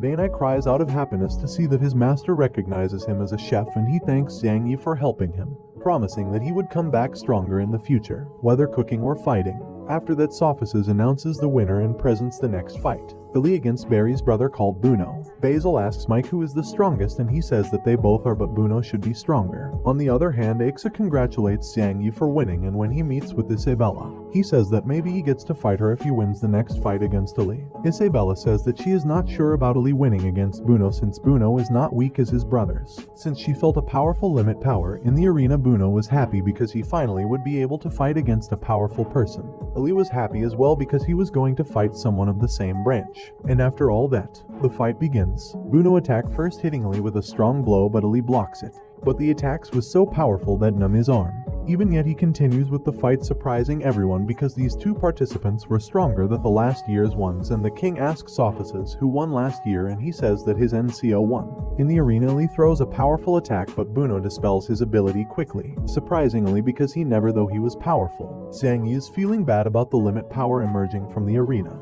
Isabella tries to help him, but Aixa gets ahead and helps him, getting Isabella sad. Buno hits Ali, sending him flying because he was distracted taking.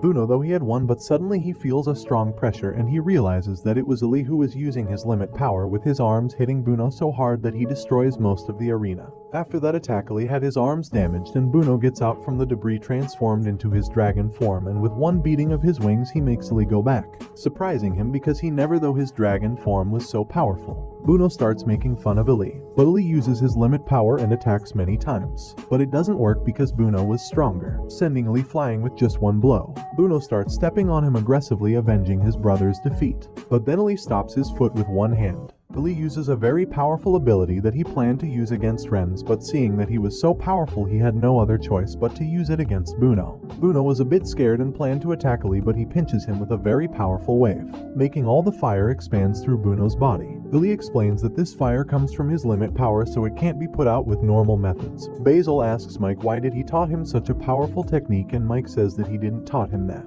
It was Ali who managed to dominate alone after he learned the fire ability. Mike decides to go since he already knew that result. Back in the arena, Ali suggests Buno to give up, but he keeps attacking. Ali dodges them all easily, and Buno angrily throws his most powerful attack. But Ali with his fire ability destroys the attack with a big explosion. After the smoke goes away, he sees Buno injured, who passes away after receiving the attack. Ali also passes away for using that ability, getting also bald by that. Zhang Yi gets down to the arena to help him and announces him as the winner, getting Ali happy but also sad because he wouldn't be able to participate in the festival anymore because of that ability he used. After that, Ali is taken to the infirmary where Mei Li heals him, and Ali apologizes for that hit in the fight. On the other hand, Sophices announces the next fight, introducing Penny and Isabella, where they both start attacking to each other with normal but powerful attacks. Penny transforms his whip into a rapier and starting to attack Isabella, but she dodges her attacks, and when she attacks her back, She manages to reach her, injuring Penny a bit. After that, Penny raises her power and starts to attack Isabella with more power. Isabella is surprised because she seems like another person, a very powerful one. Isabella uses her Demon Queen limit power, starting to massacre Penny with many blows until she hits her with the final one. But Penny stops her attack with one hand and like a crazy, she wanted to fight with her for real to see who died first. Isabella throws various attacks, but this time was Penny who injured her with some attacks that were starting to damage her. She starts to remember all the bad things that happened in the past, making her angrier and obtaining more Demon Queen power, worrying Zangie for what it could happen. Basil is also worried, so he creates a barrier surrounding the arena, and every master can feel Isabella's limit power as something very different. Dorona says that Isabella is getting limit power overcharged, but he interrupts her saying that Isabella's limit power belongs to the demon tribe, surprising Dorona. Then Basil announces some mishaps in the fight and they would solve it in a moment. Inside the arena, Isabella had a demon appearance because she recovered a little of her true Demon Queen limit power. When Penny saw Isabella, she was very scared, so she decided to escape, trying to destroy the barriers, but they restored quickly. Isabella starts using her power to kill her, but Zangie appears asking her to stop fighting. Otherwise, they would discover her true identity. Her fight was over anyways. Isabella tells him to give her orders, sending them both flying with just an aura. Isabella catches Penny out of the air because she wanted to kill her. Zangie hugs her and asks her not to kill her, otherwise she would attract unnecessary attention. But Isabella starts listening to a voice that tells her to kill Penny, so she was going to do it. In that moment, Zangie tells her that Basil told him the truth about why she was moving away from him, and he promised that together they would go back to the demon tribe. When Isabella hears that, she starts to calm down, but she starts to listen to the Demon Queen's voice saying that she shouldn't be depending on a human being, that she should kill them all so she wouldn't have any troubles on her way. Zangie notices that he is losing her again. He tries to calm her, but she pushes him away to get close to Penny and kill her. But Zangie stops her and kisses her to see if she can calm. The ring starts to activate, making Isabella remember everything they've been through. After that, Isabella calms down, and blushed. She asks him why he was so imprudent and kissed the Demon Queen. But before he could answer, she ends up passing out for using so much power. Penny wanted to keep fighting, and Zangie was afraid because he forgot his magic brush. But Basil appears and knocked Penny out to calm her. Zangie asks him if the others suspect after seeing Isabella's power, and he suggests him to get away from Isabella for a time because he needed to clear any of the other people's doubt to warranties Isabella's safety. Then Basil gets rid of the barriers, saying that the fight was over and introducing the fight of Renz against Aixa. But Aixa surrenders because she doesn't want Renz to kill her with one attack. Sinsley could not fight anymore and Isabella broke some rules. They announce that the finals will be between Renz from the Magic Branch against Zangie from the Forging Branch. This gets everyone excited because they wanted to watch that fight later on in the Kingdom dungeons. Isabella were being interrogated by the soldiers. She said that she learned the limit power in the demon tribe when she was a slave, but they won't believe her because demons' limit powers are a thing of their own. Then Basil appears and says that a human being can have the same limit power as the demons since both powers are identical, but each tribe develops it differently. The scared soldiers asks why the director is in the kingdom's dungeons, and Basil says that he is there because he doesn't want his students to be treated horribly, scaring the soldiers. On the other hand, Penny was being interrogated as well, but she didn't say a word, making the soldiers angry, who were about to use the force against her. But Sato appears, and once he is alone with her, he apologizes, calling her Princess Penny. On the other hand, Zangie went to visit their injured friends. Moto asked him if Isabella won the fight, and he says that she was disqualified for using demon power limit just as Penny, who used beast limit power. He also says that his next opponent will be Renz, scaring everyone else because Zangie decided not to surrender. Ali asks if he is ready for when Renz uses his dragon from, which will make him even more powerful than he already is. Zangie says that he haven't thought thoroughly, but the only thing he knows is that he has to win. Once out of the infirmary, he hears some people making fun of him because they think he would not be able to beat Renz. Before we continue with the video, don't forget to like, comment, and subscribe. That's the best way to help the channel keep growing and bringing you guys the next part of this Manhwa. Then he goes to pay a visit to Martin, and he asks him if he would be able to beat Renz. And Martin, with a smile on his face, says that not in the past, but the current Zangie could definitely beat him. The next day the fight begins. Sophices announces the winner's rewards, which will be 1,000 gold coins in the rank of commander. Before the fight begins, Renz suggests the king that the fight should end once one of them end up dead.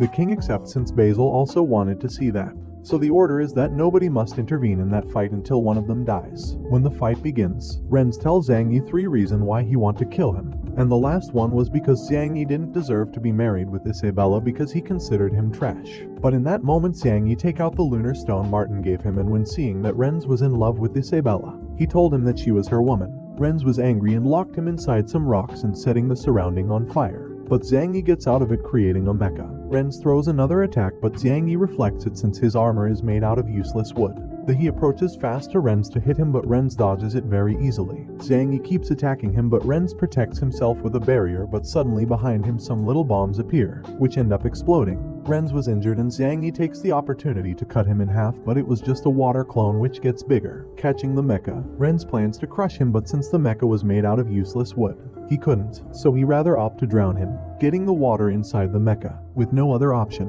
Xiang Yi gets out of the mecha and being vulnerable for Ren's attacks, but Xiang Yi stops him using X's ice magic. Though we see Xiang Yi with an armor called Magic Knight, which he easily created because with the lunar stone, everything that he thinks about just appears before him. When Renz notices that he wanted to beat him with magic, tries to lock him out again, but Xiang Yi manages to escape and to get close to Ren's body since he thinks that mages are weak in melee close combat. But Renz hit him with a blow and sends him flying. Xiang Yi rushes towards him to hit him, but Renz protects himself and start making fun of him, but this time he strikes with more strength than Xiang Yi hit him in the face. That made Renz angry, sending Xiang Yi flying with his high-level magic, and he creates a water sword which he starts hitting him with. But it was just a distraction because some kind of hand starts to appear from the ground, grabbing Xiang Yi, who tries to escape, making them explode, but they regenerate so fast. Renz creates an elemental explosion which was a super level magic, and he starts attacking him with it, making it very difficult for Xiang Yi. Renz start throwing many water swords, surprising everyone because any normal person should be dead by now. Xiang Yi was having a very bad time inside the mecha because the attacks were pretty strong. But with all that, he manages to gather data so he could make his next move. Renz feels that the temperature is elevating, so he creates a barrier and says that elemental magic is useless since he can cancel it.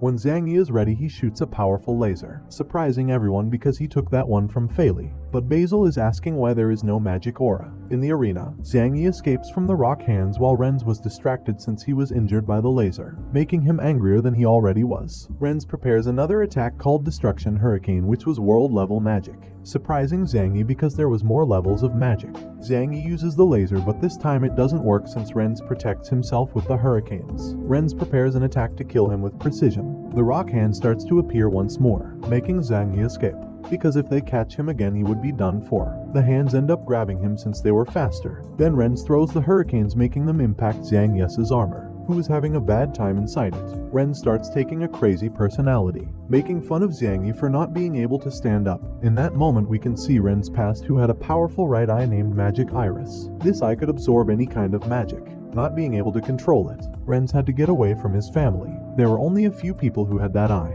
because of its power, so those people were considered a threat to the lineage of the royal family. One day the general ordered to kill everyone with that eye, but Renz saved because they had compassion. Although being from the royal family, his life was miserable and full of hatred. But then these two arrived. Aces' master, who is Basil, tell her to take her of Renz. She gets close to him, but Renz says that she should step away because his eye could absorb her magic. But Aces doesn't care because she has a lot of magic power and helps him to calm his eye down, promising him that he wasn't alone anymore. Going back to the arena, Xiang Yi tries to stop the hurricanes with magic dragons, but they don't work because Renz absorbed them with his eye. But he couldn't control that eye very well yet, being able to activate it only for 15 minutes. Once he activates that right eye, the capabilities increases to the infinite. On the other hand, Xiang Yi was going to fight with him face to face using his laser's maximum power, but his condenser starts to fail because they overcharged, making Renz laugh harder and increasing his magic powers to the hurricanes. Xiang Yi couldn't keep up anymore because his body was at the limit. In that moment he sees Dome people getting into the festival to watch his fight. Isabella, who cheers him, telling him not to forget the promise of getting back together, making Xiang Yi happy for what she said. Renz gets angry seeing that Isabella is supporting Xiang Yi, so he tries to kill him so she could see that he was stronger and better than Xiang Yi. But he manages to escape from the hurricanes with the help of the mecha, so then he could start hitting him. And those strikes made more damage than before. Xiang Yi was in pain and surprised because those hurricanes managed to dent his armor made of useless wood. When seeing that Renz was busy fighting the mecha, he takes out some experimental blueprints, a very powerful ones, but he was afraid to use them because he didn't know if he could control the damage that might cause. Xiang Yi tell Renz to use his dragon from since he is going to defeat him in front of everyone. Renz captures the mecha easily after hearing that. and angry he says that he would not use his dragon form since he was too weak for him. Zhang Yi creates a nuclear weapon from the experimental blueprints that goes by the name of Nuclear Hawkeye, which he attacks Ren's with, and he activates a world-level barrier that goes by the name of Holy Angel. Zhang Yi's attack creates a dome surrounding Ren's, and after that the attack ends up exploding inside the dome. This created a strong wave of light that even Ali and Moto could feel being so far away from the arena. And inside the arena everybody else was saved because of Basil's magic. The public gets scared when noticing that the whole arena was destroyed by an enormous fireball that was floating over, surprising even the masters. Sophists is very happy to see Zhang Yi's big progress, because if he joins the White Dragon Knights, they would be so much stronger. In the arena we can see Zhang Yi, who had to cover from his own attack, but he got damaged anyways. And after seeing the ball of fire he was happy because before that he created a barrier surrounding the fire so its energy couldn't escape. After that, the fireball is absorbed by Ren's, making the barrier smaller, where we can see lava coming from it. Everybody is in shock, and they see a devil, a spirit of fire. And after eating a big part of the fireball he goes, and from the lava Ren's comes out, who activated his dragon form to protect himself. Aces is surprised to see that the terrestrial dragon form had evolved when being in danger. With no time to lose, Ren's uses the lava to attack Zhang Yi, who manages to dodge it, but his armor was starting to fail and Ren's took advantage of it and sends him to the floor with a single strike. But he could protect himself thanks to a barrier. Zhang Yi tries to use his brush, but Ren steps on his hand and then starts stepping on him to the death. With that, Ren's wanted to show everyone that Zhang Yi was weak. Zhang Yi starts to laugh at him, saying on the outside he seemed easy, but on the inside he just wanted to draw the attention of the people surrounding him. He says that he shouldn't wish others' wives and that the other event had been decided with Zhang Yi's victory. Ren's was going to kill him to shout his mouth. Isabella wanted to intervene, but Zhang Yi cuts his arm with the laser, surprising everyone with what he just did. After that, his armor completely runs out of power and Ren's was very angry for what he did, so he was about to use of his limit power to kill him. Ren's attacks, but his body starts to behave weirdly. Zhang Yi says that his senses will start failing until his last cell dies. After losing his sight, Ren's asked Zhang Yi what was happening because he couldn't see but he could hear voices. Zhang Yi explains that when he absorbed the explosion he already knew he had won, because all the symptoms he was feeling were because of radiation. In this part, what I understood was that when Zhang Yi created that big explosion, Ren's DNA code was bombarded by the nuclear core, causing irreversible damage. Ren starts bleeding everywhere and Aces was going to help him, but Basil stops her because Ren's must experiment his own difficulties. Ren starts screaming in pain and Zhang Yi tells him to surrender, but in that moment Ren's body starts to wrinkle, turning into something really ugly. Even so, Ren's gets up to keep fighting. He didn't want to lose against Zhang Yi since it would be shameful. Zhang Yi was angry, so he hits him to end it once and for all, surprising everyone. He defeated Ren's, leaving him at the edge of death. Sophists enters the arena. He was happy and he announces that Zhang Yi was the winner. Everyone was happy because no one expected that result. Aces asked Basil to cure Ren's, but he says that it would be very difficult because he never saw something like that. But he promised that he would find the cure. On the other hand, Zhang Yi ends up passing out. He was exhausted. Isabella catches him and thanks him for keeping the promise. Martin was very happy because despite always finishing last in the former events, they could win one with the help of Zhang Yi. In that moment, the king arrives and hands over the trophy to Martin, making everyone in the forging branch happy. In the night, everyone was looking for a cure for Ren's, but they didn't know how. Also, Ren's was getting worse, so Basil gets out a very powerful stone. A stone known as the Development Stone, which was the artifact that built the world and all living creatures. They use it on Ren's to try to cure him. Basil says that he saved his life with that, but he would have to live with all the imperfections. Aces asks how is it possible that this stone had so much power, and Basil says that he will tell her in the future. Ren's wakes up, but he wanted to kill Zhang Yi and Aces calms him, hitting him, saying that the fight was over and Zhang Yi won. He was sad because besides he lost the fight, he now has imperfections all over his body. On the other hand, Zhang Yi wakes up and realizes that he is with all of his friends who wanted to celebrate for winning the festival. Moto, on the other hand, was sad because Zhang Yi was healed by the master from the pastoral branch called Yelena, and he was healed by a man not very masculine. While they were talking, they were interrupted by Isabella, who asks them to leave the room so she could give Zhang Yi his food. So with no other choice, they decide to go. Zhang Yi tells her that she should be Dorona's room because it is too late, but Isabella says that she came back to live with him in the room. When Zhang Yi hears that, he gets so happy, and then Isabella gives him the food she made for him, which looked pretty bad, but Zhang Yi eats it anyways. Then they start talking about what they will do after getting the rank of commander. Isabella suggests to go back to the demon tribe, but Zhang Yi asks how would they do to defeat Lillian's army. So they decide that Isabella should recover all of her power to be able to fight. But Isabella's recovering rate was slow, but thanks to Dorona's teaching she could increase her limit power incredibly. She could also recover faster because her demon core had activated again. Zhang Yi asks her what that was and she explains everything since the beginning. She explains that everyone who has a limit power have something known as source, and that the core that shapes the limit power. But the demon core was a separated entity and the demon queen was the only one who has it since she is the demon's leader. Then she tells the legend that says that the god of creation's blood flows through the veins of the demon's rulers, and the demon's tribe was established by Isabella's ancestors who conquered other tribes. Zhang Yi gets surprised because that's the reason why demons are stronger than humans. Isabella tells that there is a problem, and that is when her demon core activated she felt someone else inside.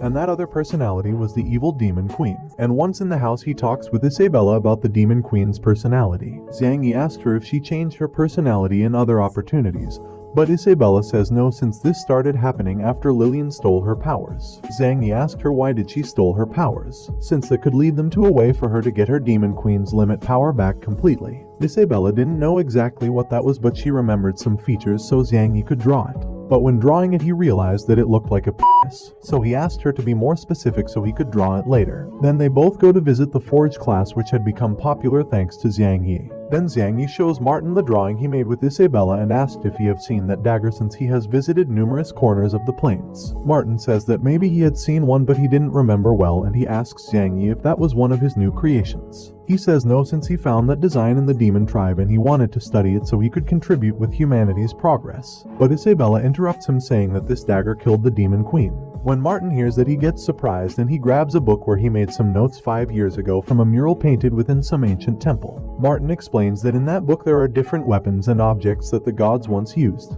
and some tales from when they lived in the plains. Zhang Yi decides to look for a related image. But when taking a look at the book he gets surprised because some drawings looked like airships, cars and other things from his world. After a lot of searching they finally finds an image just like their drawing, and Isabella asks Martin where that temple he mentioned before is. Martin says that it's located within a forest keeper in the mountains in the Ili mountain range. Martin says that 5 years ago they received a help call coming from that place, since some lizard was destroying the city, and in order to protect his brothers, Ili decided to fight against the lizard, which started to attack him, but luckily Mike arrived and defeated the lizard. After that Ili asked Mike to be his master and he accepted since he knew that Ili had potential. Then after the helping mission was fulfilled, the locals showed the temple remains to Martin. One of the locals explained that those remains had been there for thousands of years, so they thought that the gods had built it. When Martin got close to those remains he realized that there were some descriptions in ancient language. Martin managed to copy some of the information since he knew a bit about that language. When Zhang Yi hears that he thought if maybe other humans from his world had been there before. The next day Zhang Yi is called by Sophices, since officially, Sophices was going to rank him up, giving him a medal which would allow him to get in and out the kingdom as he pleased. Zhang Yi says goodbye to Sophices since he along with his friends will go to the ancient temple remains to start an investigation. Martin asked him to take the lunar stone with him, but Zhang Yi refuses because that stone was very important for the kingdom, although he really wanted to take it. After that, Zhang Yi builds a car and he started his journey. And in that moment a knight arrives saying that the regent had returned to the kingdom after annihilating the whole East tribe. He also says that he is in a meeting with the king and the king ordered Sophices to go to the palace. Once Sophices is arriving the palace he found himself with the regent who was releasing his power while walking. Sophices asked him why did his father commit suicide after talking with him. Angus says that he just told him the truth about the world and he was planning to tell him as well, but it was very soon for him to comprehend. After feeling some of Angus' powers, Sophices starts to bleed a bit.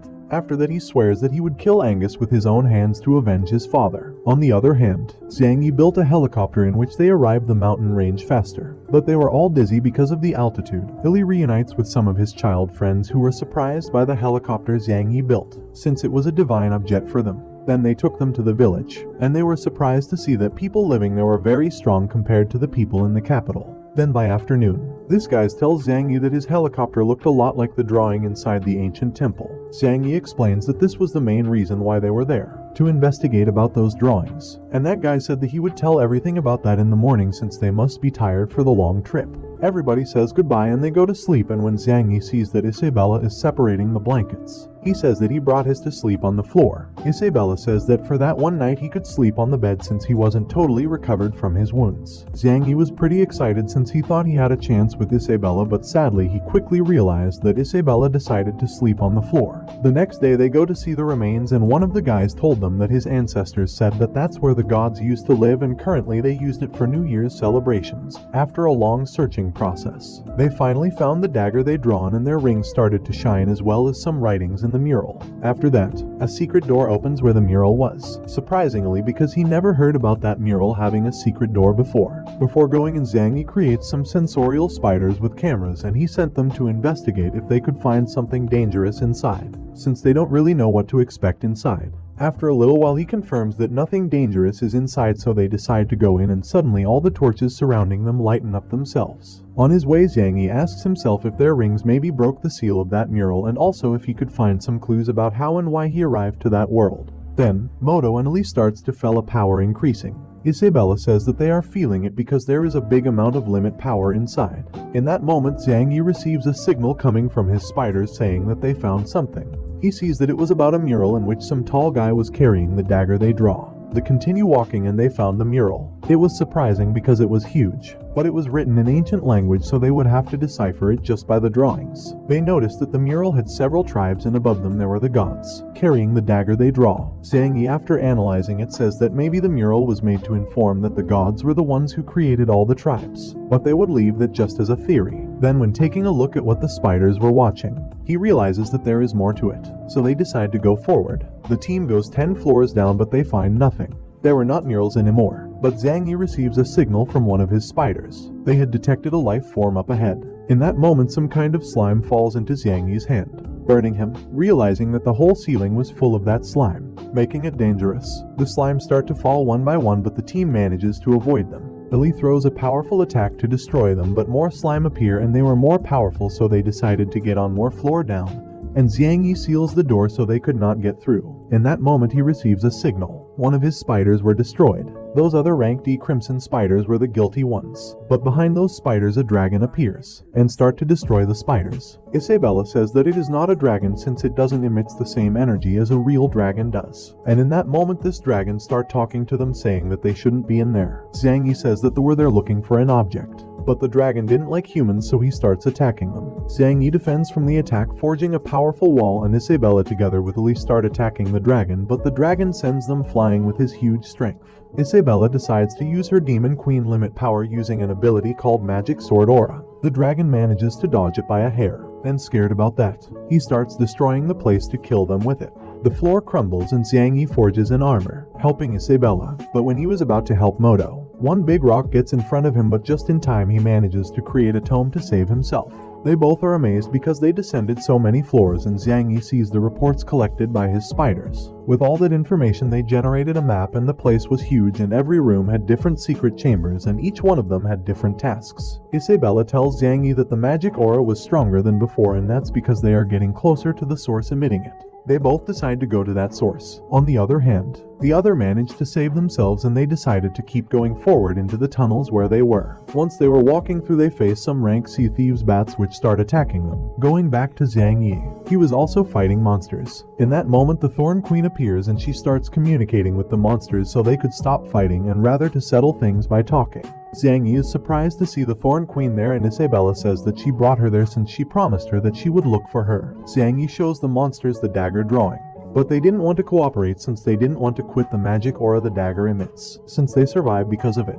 Isabella was furious, so she uses more of her Demon Queen limit power, but this time it was stable since she absorbed the energy surrounding her. That scared the monsters, making them get away, and the Thorn Queen becomes a bracelet so she could help them later, as Isabella smelled horrible because a lot of the monster's blood fell into her. Zhang Yi offered her a change of clothes, but she couldn't find a place where to change. On the other hand, the other two managed to beat the bats and decided to go to the end of that tunnel, where they got surprised to find a huge door. Billy decided to open it, but he couldn't. He didn't want to quit trying since Mike taught him that he must overcome every obstacle. Billy uses his limit power to open the door, but it was so difficult. Eventually, he managed to do it by using a 200% of his power. Then they both decide to get through. Billy didn't realize that when he entered he activated a thing and almost everything surrounding them started to shine, surprising them because they had found another mural not far from them. Going back to Zhang Yi, he found a hidden room where a water fountain was, and then he gets surprised to see that everything there was big. Isabella found a bathtub, so she started taking a bath, and Zhang Yi manages to see her thanks to an opening in the door. But like a total gentleman, he decides to go because that was wrong. Once he was alone, he started thinking about maybe an ancient tribe lived there. That tribe was more powerful than the humans and the demon tribe together, so that's why he asked to himself if those were the ones who created the world. But he also was asking to himself why did they disappeared suddenly. In that moment, he gets his ring out, thinking about maybe that thing was created by that ancient tribe. And lastly, he also asked to himself if the members of that tribe could travel to his world since he was teleported to his current world. Suddenly, a hooded person passes by him, so he decided to follow in, creating a wall so he couldn't escape. The person reveals her identity, surprising Zhang Yi because it was Penny. Zhang Yi asked her if the regent sent her to keep an eye on him, and she answered yes. Zhang Yi asks her how much did she saw, and with a smile she says that she saw everything, and she gets behind him asking him to cooperate with her. Otherwise she would kill him. Penny says that she already knows that Isabella is the demon queen, surprising Zhang Yi because he found himself in the worst spot possible. Zhang Yi asks what do she want from him, and Penny, lowering her rapier, asks him to help her assassinate the regent, surprising Zhang Yi because he couldn't understand since she was working for him. Zhang Yi asks her why she want to kill him, but Penny angrily says that it wasn't his business, and if he doesn't help her she would reveal to the whole kingdom who Isabella really was. Penny says that the regent is waiting for her for some information, and when that happens she could act and take the opportunity to kill him with his help. So she would contact them later for help, and she explains that the regent is waiting for a signal to act, and when that happens, the planes will explode in a war. After saying all that, she goes, leaving Zhang Yi doubting about what signal was the regent waiting to act.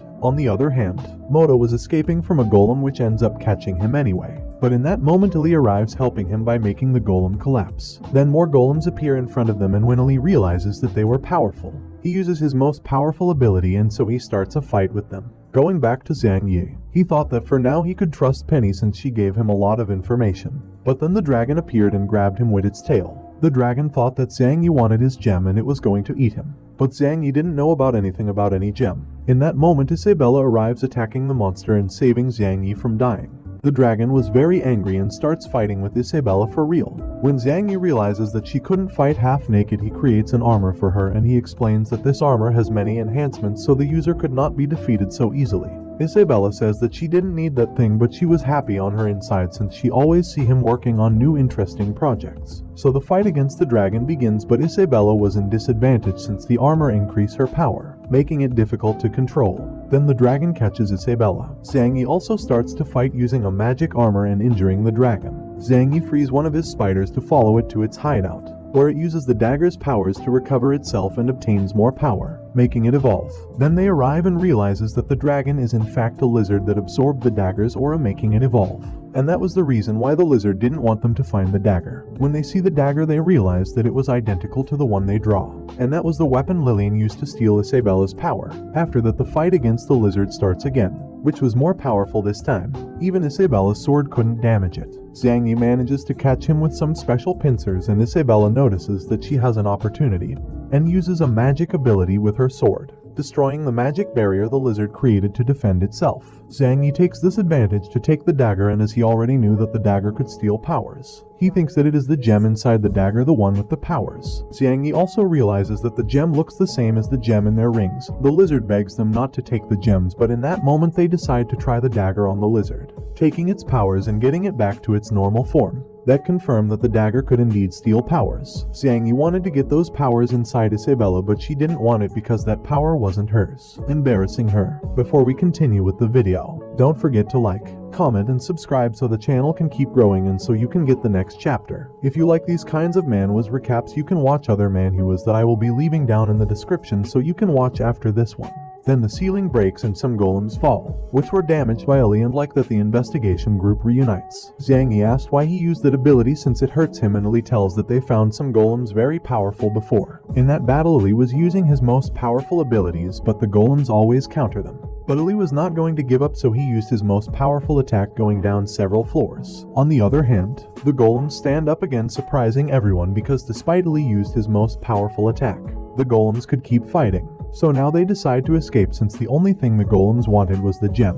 And when they see the dagger, they speed up to block the exit, destroying it. The other golems started to attack them on their backs, but they managed to avoid them, and then they split so that each one fights with one.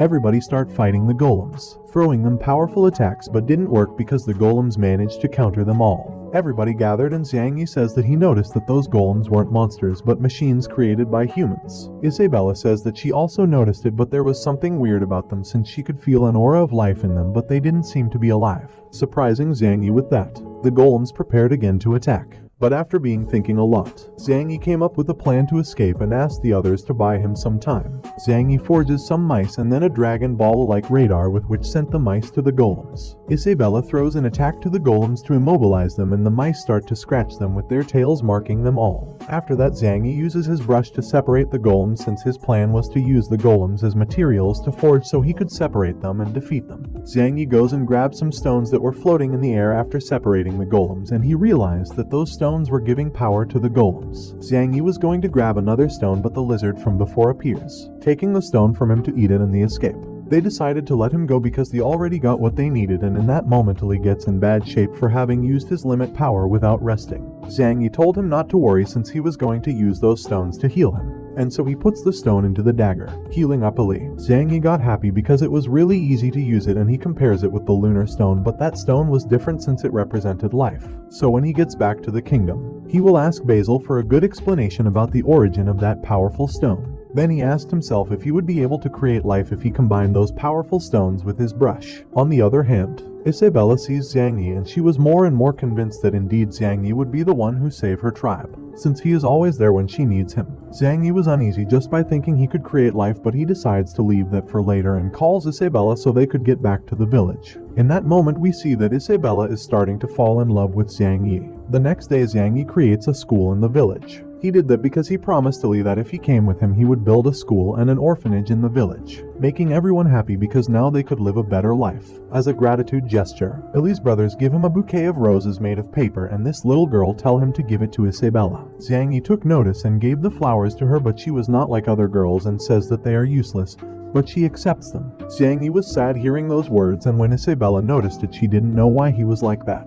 By night Xiang Yi realizes that Isabella wasn't there, so he decided to look for her, and he found her looking at the stars. Isabella says that when she takes her throne back she will help him go back to his world. Xiang Yi says that he misses some things about his world, and Isabella asked him if he will miss the people from this other world when he gets back home. Xiang Yi says that he will miss his friends, but when he was about to say that he will miss her the most, Ali arrives, ruining that romantic moment. Xiang Yi angry starts yelling at him for ruining that moment, and just like that Xiang Yi's first confession falls into pieces. On the other hand, inside the ancient temple those guys were killing monsters, and one of them sees the lizard, killing it and obtaining the stone. They say that they were there because of Penny's report, and the others say to their master that they already searched everywhere but they didn't find what they were looking for. One of them said that Penny could have stole it, but the master says that she wouldn't dare, and they decide to go since his ruler was waiting for them and for good news. Then we found ourselves in the kingdom where the regent's family were thinking about taking revenge for the humiliation back in the festival, but they are interrupted by a bunch of people that were welcoming them, making the regent's family get into a good mood. But it happens that they weren't there for them but for Xiang Yi's team because they were arriving from their investigation in the ancient temple. The regent's family members were angry, and Moto notices that they were on their way, so he gets out some robotic arms from the truck and send them flying so they could not bother them. The Union Commerce Kingdom made a bronze statue of Xiang Yi in gratitude, since thanks to his help they had new ways to earn money. One of them take them to a meeting where they were going to talk about how to improve the ways to earn more benefits. So Isabella goes to not interrupt them. She starts thinking about how Xiang Yi changed a lot.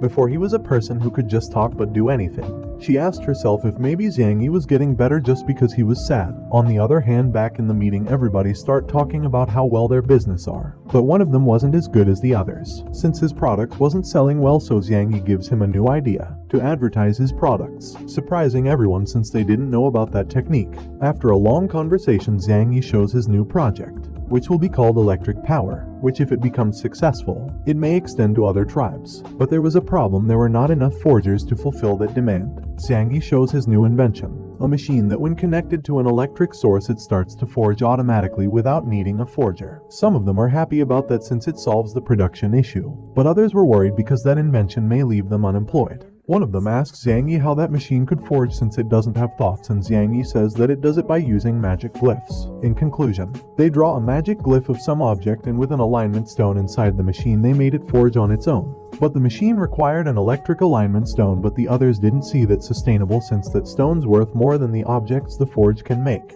That when Zhang Yi presents his new invention, an electric generator, that invention can replace the alignment stones. The electric stones works for the operation of many things that they are doing, but these are limited, so they have to become independent of them if they wanted to grow as a society. And in order to achieve that, Zhang Yi and his friends looked for many ways to create electricity. After a lot of searching, they managed to create a power generation station where they could keep energy in a box easy to transport. With that they could use the forging machine along with other inventions, impressing everyone, since with all that the production would increase in each of their independent jobs without spending a lot of money in electric alignment stones. Zhang Yi says that he has a bigger plan, which is to provide electricity to all homes inside the kingdom to finally destroy the regent's family tyranny, since they are the ones raising the prices of alignment stones. Zhang Yi wants to provide energy to all houses in the kingdom so they can enjoy the benefits of having electricity, so that's why he was looking for everyone's help. But everyone stood still, and that was because Basil took Zhang Yi to his temporal line where only both of them could talk. Once they were talking,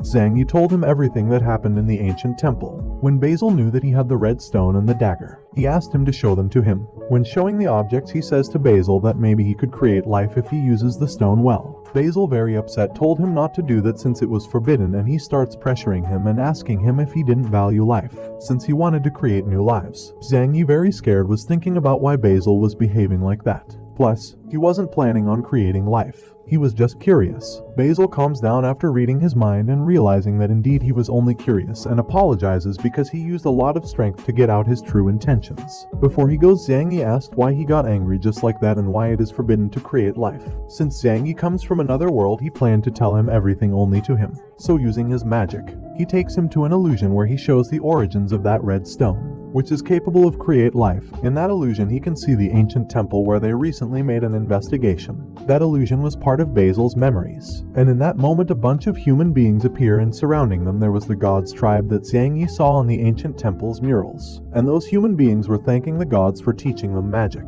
Zhang Yi asked why were they thanking them, because he heard that magic was taught by a dragon. Basil says that it was a lie, that the basis of knowledge of human beings was built by lies. In that moment a young Basil appears, surprising Zhang Yi. But Basil says that in that moment he was God's slave. The gods were scolding him for bringing weak sacrifices, but humans were begging them to accept any kind of job.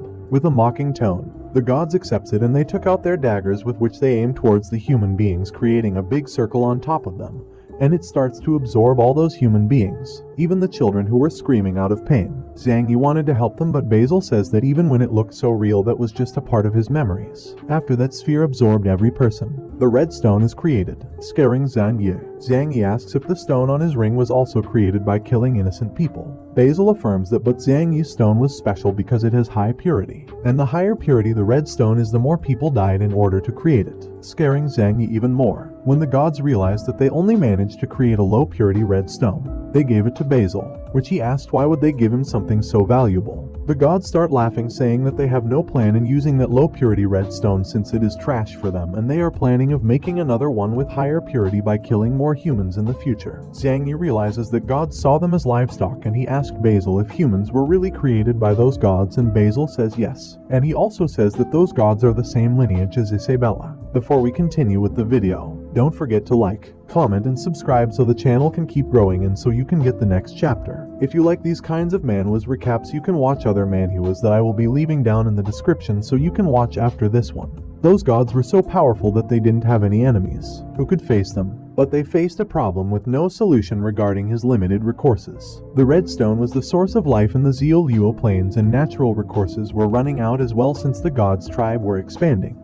But the God King realized that he could create life with that stone, so he was planning to create more lives so in the future he could create more red stones. The first lives created were the dwarves, human beings and beasts which helped the gods with their conquers. After some time the first red stone depleted, so the gods started recycling lives to create new red stones. In the beginning, human beings were the weakest of them all, but with time they evolved. getting knowledge and eventually becoming the strongest of all the planes. The gods liked that because they became their most valuable recourse to produce red stones. That's the truth about this world, a world where the gods experiment with human beings. Basil says that he was the first human being they created, so he became a salve, doing the dirty job for them. Zhang Yi asked him why the gods passed that knowledge to them if they would kill them at the end. Basil says that they did it so the humans could survive and the purity of their bodies would increase with time. Basil, together with the royal family lineage, were the first ones to be created, so they were known as the most loyal slaves. But Basil was immortal and the lineage family weren't. Since the royal family knew how to use the power of life, the gods summoned a dragon that was supposed to protect the royal family. Now that Zhang Yi knows all that, he can relate with the death of Guro, the East tribe killing by the regent, and so much more. This lead him to the conclusion that the ritual of creating red stones continues and Basil is still helping those gods. Basil says that one part of that is true, but there are so many things that he couldn't tell him, so he asked him to keep watching his memories. The God King suggests the other gods to hibernate since the red stones were about to run out. Before the God King also hibernate, gives Basil instructions to take care of his livestock and to provide red stones while they rested until someday they wake up. And as reward, the God King made a red stone, and once inside Basil, it made him immortal. Lastly, the God King says that if one day the humans start to deviate from their way, he should show them the wrath of the gods. After all that, Basil closes the illusion, and Zhang Yi was very scared and asked him if he helped all the regents with the mission of providing human beings to sacrifice. Basil says no, because the royal family has made their job pretty well. So well that they've never needed his help. Now he tells him about how the regents came to an agreement with Lillian and not with Isabella. And that's because Lillian offered the demons lives for the ritual of red stones creation during the next 5 years. That made Angus not such an authoritarian asshole, but someone whose priority was always to protect his tribe at any cost. So Zhang Yi asked him if he created the academy to make high-quality lives for the gods. In that moment, Isabella arrives and asked why he got out from the meeting, and Zhang Yi says that he was talking to Basil but he wasn't there, making him look like a fool. When he was going, Zhang Yi wasn't planning on telling everything to Isabella. On the other hand, inside the royal palace, the king had received a letter from the dwarves asking for reinforcements since the dwarves and the demons were about to start a war. Sophists say that he will send reinforcements since human beings and dwarves have always been good to each other. But before making a decision, he asked Angus, and he says that it is not recommended to send reinforcements because humans and demons are at peace since Lillian fulfilled her part of the deal when they signed the peace treaty. It means that Lillian is indeed sending demon life forms for the red stones creation. The other important lords from the kingdom agreed with the regent since they wouldn't get anything by getting involved in that war. The only thing they would get would be troubles with the demon tribe. The king, noticing that everyone agreed, he decided not to send reinforcements to the dwarves' tribe. Later in the forge class, Martin was angry and wanted to help the dwarves. Sophists tell him not to do that, otherwise he would be disobeying the king's orders. But Martin wanted to go even if he died because the dwarves always helped him with his investigations. Zhang Yi decides to go with Martin and Isabella as well, and before anyone told her anything, she already had all set up to go. Zhang Yi tells her to stop being so proactive since they would discover her identity. Isabella says that she wanted to see what Lillian had planned, since the demon tribe never had issues with the dwarves' tribe. Martin tells Zhang Yi that he doesn't need them to go with him since he didn't want them to get into trouble. But Zhang Yi says that he is going to protect him because their friendship is not less thing than he had with the dwarves. Martin was so happy and accepts Zhang Yi's company. But Sophists intervene, saying that they should not disobey the king's orders, that if they do, he would punish them himself. Later that day, Zhang Yi wanted to get out from the kingdom, but he came across with some white dragon knights at the exit, so he asked them how could they get out. Isabella tells him that Sophists treats him like a brother because he thinks that Zhang Yi is his lost brother, so he wouldn't let him go to dangerous places. While they were passing by, they saw Renz, who was being beaten by the regent's family, which were taking revenge because Renz always used to intimidate them with his powers. Busey was about to cut off one of his hands, but Zhang Yi intervenes, protecting him. Busey asked why he did that if he tried to kill him before. Zhang Yi says that he can't stand seeing how they abuse the weak, and they decide to go because Aces was about to arrive. Zhang Yi asks Renz if he is okay, but Renz told him not to bother him, that just like the others, he just wanted to humiliate him. Zhang Yi wasn't expecting a thank you. In that moment, Aces arrives and scolds him for letting Zhang Yi help him, and that he should thank Zhang Yi for not killing him since he was the one who proposed the battle to death. A sad Renz thanks Zhang Yi for not killing him in the festival, and then he just ran since he had anything else to say. On the other hand, Aces apologizes with Zhang Yi for always underestimate him and for what he did for Renz. But now he would have to overcome his obstacles by himself, changing subjects. Aces was very angry with Zhang Yi because he used to sell dolls about her, but she let it go since she realized that he was a good kid. By night, this group gathered to the go and helps the dwarves tribe. They also invited Nanai because his was strong. Sophists arrived, but he wasn't going to arrest them. On the contrary, he brought reinforcements to help the dwarves. Zhang Yi asked him why he was helping them instead of arresting them. Sophists said that before he was worried about the situation, so he went to speak to the king alone. The king allowed to secretly send help to the dwarves' tribe, so he arranged some things with other masters to protect the king while he was away. On the other hand, Dorona gives Isabella a suppression seal so when she loses control of her limit powers, the seal could help her control it. After that, everyone that was going to the dwarves' tribe arrives, and after some talking, Zhang Yi forges a helicopter to go to their destiny. Before they go, Zhang Yi gives Aces a letter, so she delivers it to someone and says that he will find a way to cure rents. When they were leaving, Dorona notices that Penny was behind the helicopter following Zhang Yi and his group. Inside the helicopter, they introduce the head of servants, Selena, who is also going with them. Sophists say that she is also going because her magic is useful since she can change the size of things, making their investigation easier. Zhang Yi prepares everything, loading a map into the helicopter so it can be auto-piloted and he could rest. On the other hand, near the dwarves' kingdom, Prince Marvin along with other dwarves were escaping from the demons, and they were about to catch them, so Marvin was going to buy his friends some time so they could escape. The others were very sad, leaving him to go and find reinforcement and help him. On the other hand, the others were talking in the helicopter about how to face the demons, but they were attacked by some flying stingrays. The demons were about to attack them once more, but Zhang Yi attacks them with the heli's weapons, which were damaging the stingrays even protected by magic. The demons decided to go, surprising everyone. That helicopter was really powerful and Zhang Yi was happy about that. But Sophists tell everyone to prepare themselves since a huge wave of demons were approaching. They took out the helicopter's weapons so they couldn't use them anymore. The damage was done by the King Stingray, who was also using a pillar of the demon army called Papate. Sophists gets out from the helicopter to talk to Papate. He asked him not to attack them since the demon tribe and humans are allies, and they had a peace treaty. Papate says that he would not attack them, but Lillian had ordered them to defeat the dwarves' tribe in 3 days so the human tribe could trade with the demons. Papate told his men to escort them back to their kingdom, but Sophists says that it won't happen since they were ordered to go to the dwarves' tribe to talk about commerce. When Papate realizes that Sophists was going to be in the middle of his mission, he planned to start a battle with him. Sophists accept since they had no other option, so a fight between these two starts. A fight where the helicopter were being damaged, so Zhang Yi decides to retire. Back in the fight, Sophists were making real damage to Papate, who was very impressed about Sophists' powers. On the other hand, the other demons start to attack the helicopter, leaving it in a very critical condition. So Zhang Yi decides to land to avoid an accident. Sophists was worried about Zhang Yi, so he decides to finish off Papate quickly with a powerful attack to go and help them.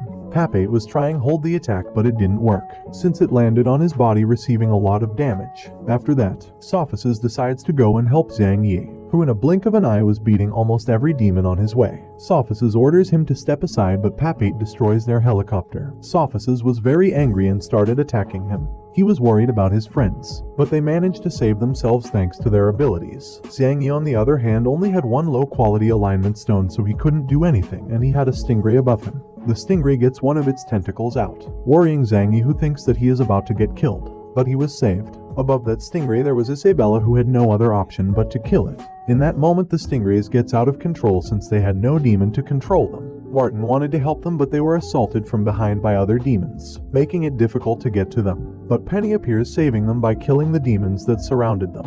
She told them to land because it was going to be very difficult to fight against those demons in the air. So with no other choice, they decide to land. On the other hand, Zhang Yi and Isabella manages to save themselves. Isabella noticed that something wrong was happening. Zhang Yi sees a monster crushed, and he asked himself if maybe it was crushed by the dwarves' kingdom, since Martin told him that the dwarves' kingdom was a moving city that were moving to the southwest because of the season.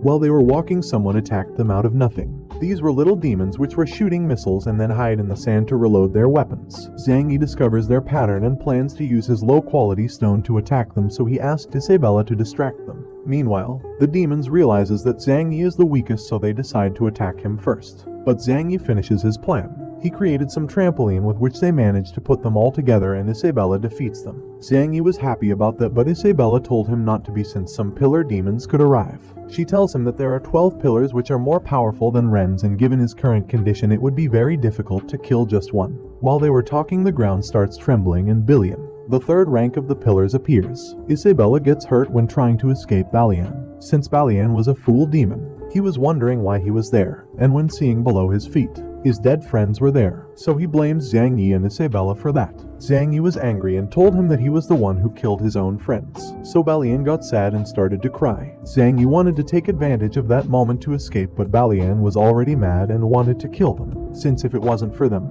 Balian would have never killed his friends. In that moment, Balian starts to attack them. Isabella receives the attack, and since she had an injured arm, she decided to use her Demon Queen aura, but it neutralizes out of nothing. Balian, taking advantage of her being distracted, Balian punches her, sending her flying. But Zhang Yi saves her using his brush and starts taunting Balian to see if he fights him. But he ignores him since he was weak, so he goes straight for Isabella, but Zhang Yi forges a sand ramp so she could go flying. While she was running, Isabella was impressed about how Zhang Yi could forge that ramp being far away. When close to her, Zhang Yi asked Isabella if she was okay, but Isabella argues with him because he didn't escape, since Balian wasn't even using all of his power. In that moment, Balian gets behind her quickly. She was expecting that, so she takes her sword out to counter-attack. But Balian can feel that she might cut his arm off, so he stops, creating a wind wave which sends our protagonists flying. As Isabella was injured bad, she asks Zhang Yi to escape, but he tells her to leave it all in his hands. Isabella says that he could not do anything since he only has an ordinary brush, but Zhang Yi says that it would be enough. On the other hand, Balian was very angry and starts attacking Zhang Yi at a high speed. Zhang Yi forges several walls to protect himself, making Balian even angrier since he was just using tricks. When Balian reaches him at last, it was just a rock statue, since Zhang Yi was escaping with a rock, making it move with the sand. When Balian saw that, he started attacking them again, but Zhang Yi avoided every attack. Balian was angry and was telling him to fight like a man while destroying every of Zhang Yi's barriers, and Zhang Yi told him that he shouldn't be one of the pillars because he was too slow. Balian was really angry and he was going to kill him, but once Zhang Yi had him facing him, activated the sand trap he forged. As Balian's body were too heavy, he starts to be swallowed by the sand, and Zhang Yi takes advantage of that moment to escape. But in that moment, Zhang Yi starts to sink into the sand because Balian was spinning very fast to suck him in. Zhang Yi wanted to escape, but the sand was moving too fast. Zhang Yi creates a trampoline to escape, and since he had no other choice, he forges the sand, changing its properties, surprising Balian because he didn't expect that. In that part, they doesn't explain to us how did he do that. They only let us know that Yuluo sold him a high-class superior forged stone. Once Balian escaped, he attacks Zhang Yi again, but as nothing was working, he creates a new barrier, making Balian to crash with it since he couldn't see it. What he created was a tempered glass that didn't break with the attacks. Zhang Yi starts to make fun of him again. Balian was very angry and start to throw a series of punches with which manages to break the tempered glass. But Zhang Yi had already created several tempered glasses. Zhang Yi makes fun of him once more. Balian could not handle that anymore, so he uses his true power, breaking the glass quickly with a header. Then he steps back to use an ability called Ray Fang, with which he destroys the tempered glasses and reaching Zhang Yi, who is expecting him, and quickly he creates the Prince Rupert's drop, which is a very hard material. Balian ended up injured after crashing with it, and Isabella uses her great velocity to cut his head off. Once he couldn't move anymore, and before he died, he realized that Isabella was the Demon Queen. Isabella couldn't keep up anymore. She was pretty injured and she was asking to herself why she couldn't use her limit power before. But Zhang Yi decides to look for a safer place to heal her. He found a cave, and once he was taking care of her, he worries because he didn't have anything to heal her wounds. Also, his alignment stone was about to get dry, and in that moment the Thorn Queen told him to remove her suppression seal that was in Isabella's sword that Dorona gave to her. And it was because of that Isabella couldn't use her limit power. After knowing that, Zhang Yi breaks the suppression seal with Isabella's sword. In that moment, Isabella wakes up behind him, making Zhang Yi happy. But out of nothing, she grabs him by his neck. Zhang Yi worried asked her if she didn't remember him. Isabella, remembering the kiss with a smile, stops choking him, and from now on he would have to obey to everything she says. Zhang Yi realizes that now Isabella had the Demon Queen personality. He was happy about it since she would be able to recover from her wounds by herself. Zhang Yi decides to obey her, and then he would look for a way to wake up the real Isabella. She demands to him to forge a bathtub. He says that his brush didn't have enough energy, but Isabella tells not to disobey, and with a bit of fear, and very fast, he forges a bath for her. Zhang Yi was about to leave, but she demands him to stay and to warm the water for her while she takes a bath, and he only wanted to watch her while doing it. She congratulates him for his work and she orders him to get up, surprising him. But he didn't disobey and he got up looking away. But in that moment, Isabella put her feet into Zhang Yi's shoulders, making him nervous, so she asked him if there was a problem. Zhang Yi says no, and then she takes her feet off him, calming him down. But then Isabella turned her body and ordered him to give her a massage. Zhang Yi didn't know how to behave. While he was getting close to her, she told him to hurry up and warns him if he looks more that she would take his eyes off. He massages her with fear and looking away while Isabella was enjoying all that.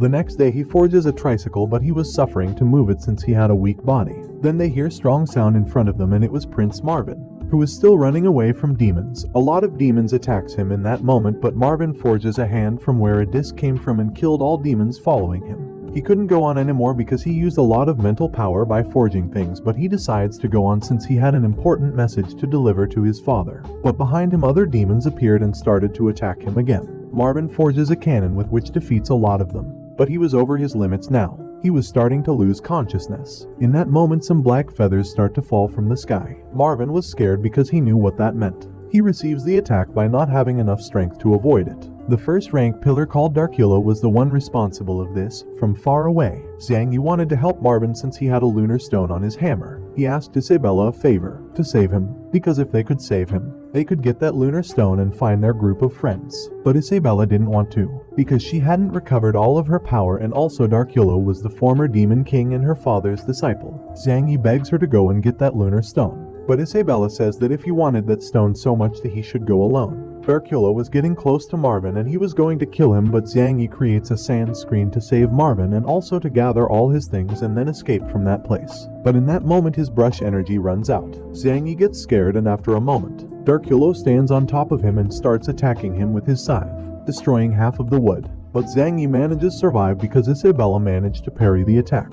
And back with Zhang Yi, he asked her to destroy the hammer to use the lunar stone. Isabella notices that Zhang Yi was hurt, so she got mad, starting a fight with Darkula. The others noticed that Zhang Yi was alone and wanted to kill him, but Isabella hears that and furious she lands an attack towards them, defeating them all, and after that she decides to end that fight quick to avoid Zhang Yi to be harmed. Darkula uses his special technique to protect himself from Isabella, and once the attacks collide, it killed most of the demons. Zhang Yi was also in danger, but Isabella manages to save him, and when Darkula sees High Scythe he noticed that it was being damaged because of the fight against Isabella. Darkula already knew that she was the demon queen, and he says that she has improved since the last time he saw her using her powers. Isabella tells him that she is surprised to see that he follows Lillian now, and the other demons now that knew that she was the demon queen didn't know who to serve. The demon captain says that Lillian is their queen now and demons only follows the stronger ones, and Isabella now was considered a traitor. Then he says that Lillian would grant them any wish to whoever captured Isabella alive. Once they heard that, they prepare to capture her, and Isabella asks Zhang Yi to hold tight on her since Darkula was about to use a very powerful ability. Once Darkula is using it, everything goes dark, but instead of attacking Isabella he killed all the other demons who wanted to capture her. He left none of them alive. Before Darkula leaves he tells Isabella that he would be waiting for her in the demon tribe, surprising Isabella, wondering if Darkula was her enemy or ally. Then Zhang Yi gets the lunar stone. He was happy, since with that, they would be able to reunite with their group faster. Isabella then covers her horns to keep her identity hidden. Then we found ourselves in a war between the demon army against the dwarves' kingdom. The dwarves were losing that war because all of their weapons were being destroyed, and also the demons had a rank 4 pillar called Kyrans, who takes out of his body an egg which once it explodes it creates a cloud of flies that exploded once they got close to the kingdom. One of the dwarves noticed that and asked to change the castle route, but they answer that they cannot do that since something was keeping the kingdom to change routes, and it was about some slimes that were covering the wheels. The guilty of all that was the 9th rank pillar called Sumux, who was in company of the 6th rank pillar called Suosuo. When these 3 pillars are together, the demon strength increases, and those demons were already entering the kingdom, killing everyone who stood before him. One of the dwarves goes to inform that demons are now going through their defenses, panicking everyone, but the dwarves' king, Khan, orders them to calm down. His son Roland realized that his father was about to activate something powerful and told him that his body wouldn't resist that. But he wants to do it to save his kingdom. With his scepter he activates the Kingdom Forge, which allows him to control his moving kingdom. And with that he killed all the demons that were entering. Then he get out some giant arms with which he starts to kill the other demons. When the dwarves noticed that his king was fighting, they started to work harder. Once the pillars realized that Khan was the one controlling the kingdom, they decided to join into the war. Since Khan was getting weak and he didn't have a body capable to do it, he could only use 30% of the kingdom's power. In that moment he starts to worry because he couldn't control his robotic arm, because Suao was controlling it. And with the help of the other pillars they managed to destroy the arm. But the dwarves had created a spare one, Khan uses more power to protect his kingdom even if he dies, so he starts killing the vast majority of demons. Khan's body was getting weaker and the other dwarves wanted to help him, but they couldn't since the lunar stone can only be used by kings or princes. There were 3 lunar stones within the kingdom. One was used to move it. The other one Marvin had it, but he wasn't there, and the other one in Khan's scepter, since Khan couldn't do it alone. They needed another one who could forge with him. Roland was sad not being able to help his father since he had no talent to forge. Khan was starting to bleed, but he didn't want to give up and kept fighting. Sumuk starts attacking the kingdom, leaving Khan really injured. When the demons realized that Khan couldn't keep fighting, they all decided to attack at the same time. But suddenly a healing magic starts to heal all the dwarves, and one demon informs that reinforcements had arrived. And behind them some missiles start to fall, killing a lot of demons. The dwarves were wondering if Marvin had arrived, but it wasn't him. It was Zhang Yi's team lead by Martin. Khan recognizes Martin and gives the order to not attack them by accident. Martin gets into the kingdom to help Khan while the others are fighting demons, where Suao starts to attack first. But Penny destroys Suasuo's threads very easy, and she starts to make fun of the pillars. The pillars were very surprised since they didn't expect the human kingdom to help the dwarves. They wanted to kill them, but they were wondering if that would affect the relationship between the human tribe and the demon tribe.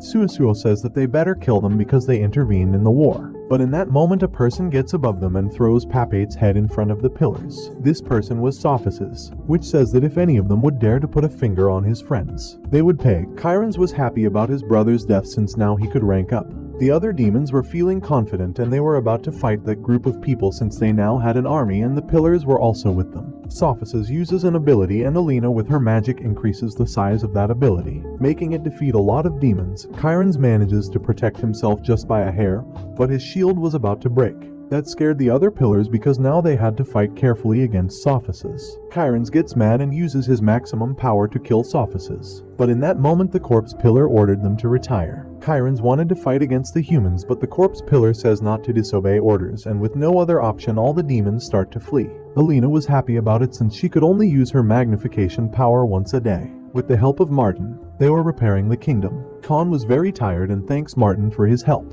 But he says that he haven't done anything yet because when using kingdom forges he gets tired very quick. Then Martin congratulates him because he was fighting like that for months. But Khan says that he was fighting with Marvin because he was the one who could take advantage of the kingdom's full power. When Martin remembers Marvin, he asked where he was, but Roland says that he was killed by the demon tribe. He explains that they didn't fear the demon tribe before, but Khan couldn't stand seeing his people die, so he accepted a peace treaty with the demon tribe. But when they were talking about putting an end to the war, the demons attacked Marvin in the middle of the conversation and nobody from his group had arrived yet. When Martin hears it, he says that he will help the dwarves, and Sophus's asks Khan if any other human arrived to the kingdom before they did. Khan says no, since they were the only ones from the human tribe. After that he starts bleeding, worrying everyone, and Fiona wanted to examine him to see if she could help him. Roland told her not to touch his father, but Martin convinced him. They would treat his father the next day. That night when Roland was alone, he went to speak to the corpse pillar, and we find out that it was him who sent Marvin out of the kingdom. He also drained Khan's power to destroy the kingdom, and the pillar told him to be patient since very soon he would be the dwarves' king. Roland was very angry since he always said that, so he asked for an exact date. And this pillar said that in a few days he would send troops to finish off the kingdom for real. That said, they leave, now in the demon's queen castle. The corpse pillar Raymond was thinking about absorbing many corpses when the war starts again. That would make him really strong, so much that even Darkula would be on his side.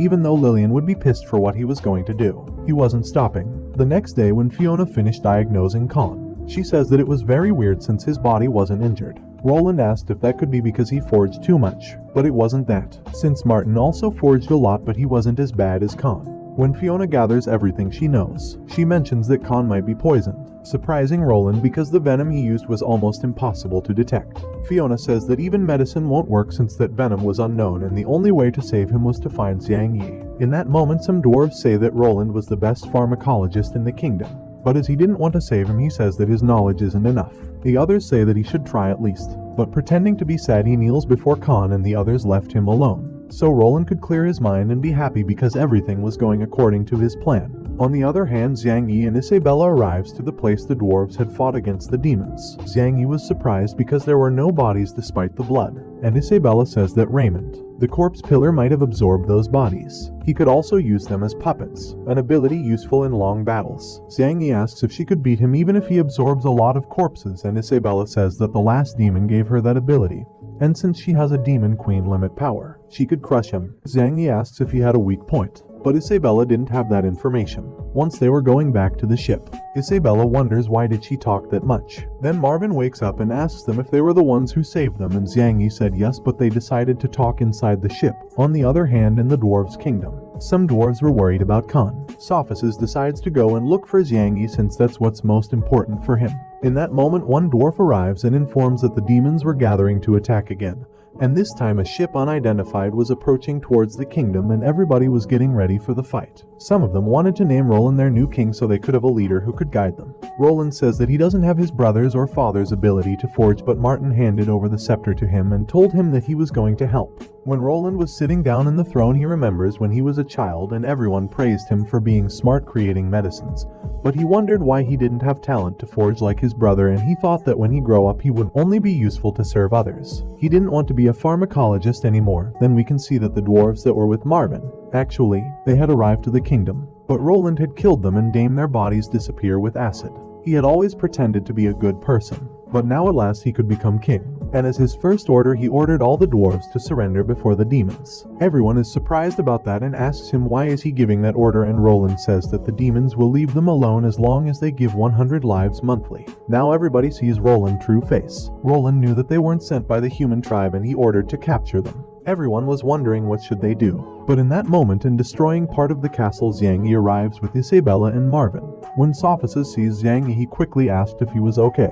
Isabella was a bit jealous for that. Roland, on the other hand, when he sees his brother, he says that he would tell everything to him once he fully recovered. When Bart sees Roland, he punches him hard, sending him flying, since he already knew that he had been plotting with the demons to destroy their own kingdom, to avoid being discovered. Roland told him that he was wrong, but Bart says that he already confirmed that since the demons themselves told him. Roland wanted to save himself and says that the demons brainwashed him, making all the ministers doubt about Bart's words. Then he says that the humans were working with the demons to destroy their kingdom. Most of the ministers agreed with Roland, but Bart was trying to tell them that they were wrong, and Sophists couldn't hold that situation and was about to start a fight with those dwarves, but Zhang Yi asked him to leave it in his hands. And when getting close to Roland, he gives a lot of motives why they were helping them. Zhang Yi asked him to take him to Khan to answer all of their questions, and he says that just for having Khan's scepter, that doesn't make him the king, since his brother Bart had arrived to the kingdom. That caused the ministers to wonder which prince they should support. To make him shut, Roland accepts to taking him to his father and warns him that if he can't save him, all the human beings inside the kingdom should return to their kingdom.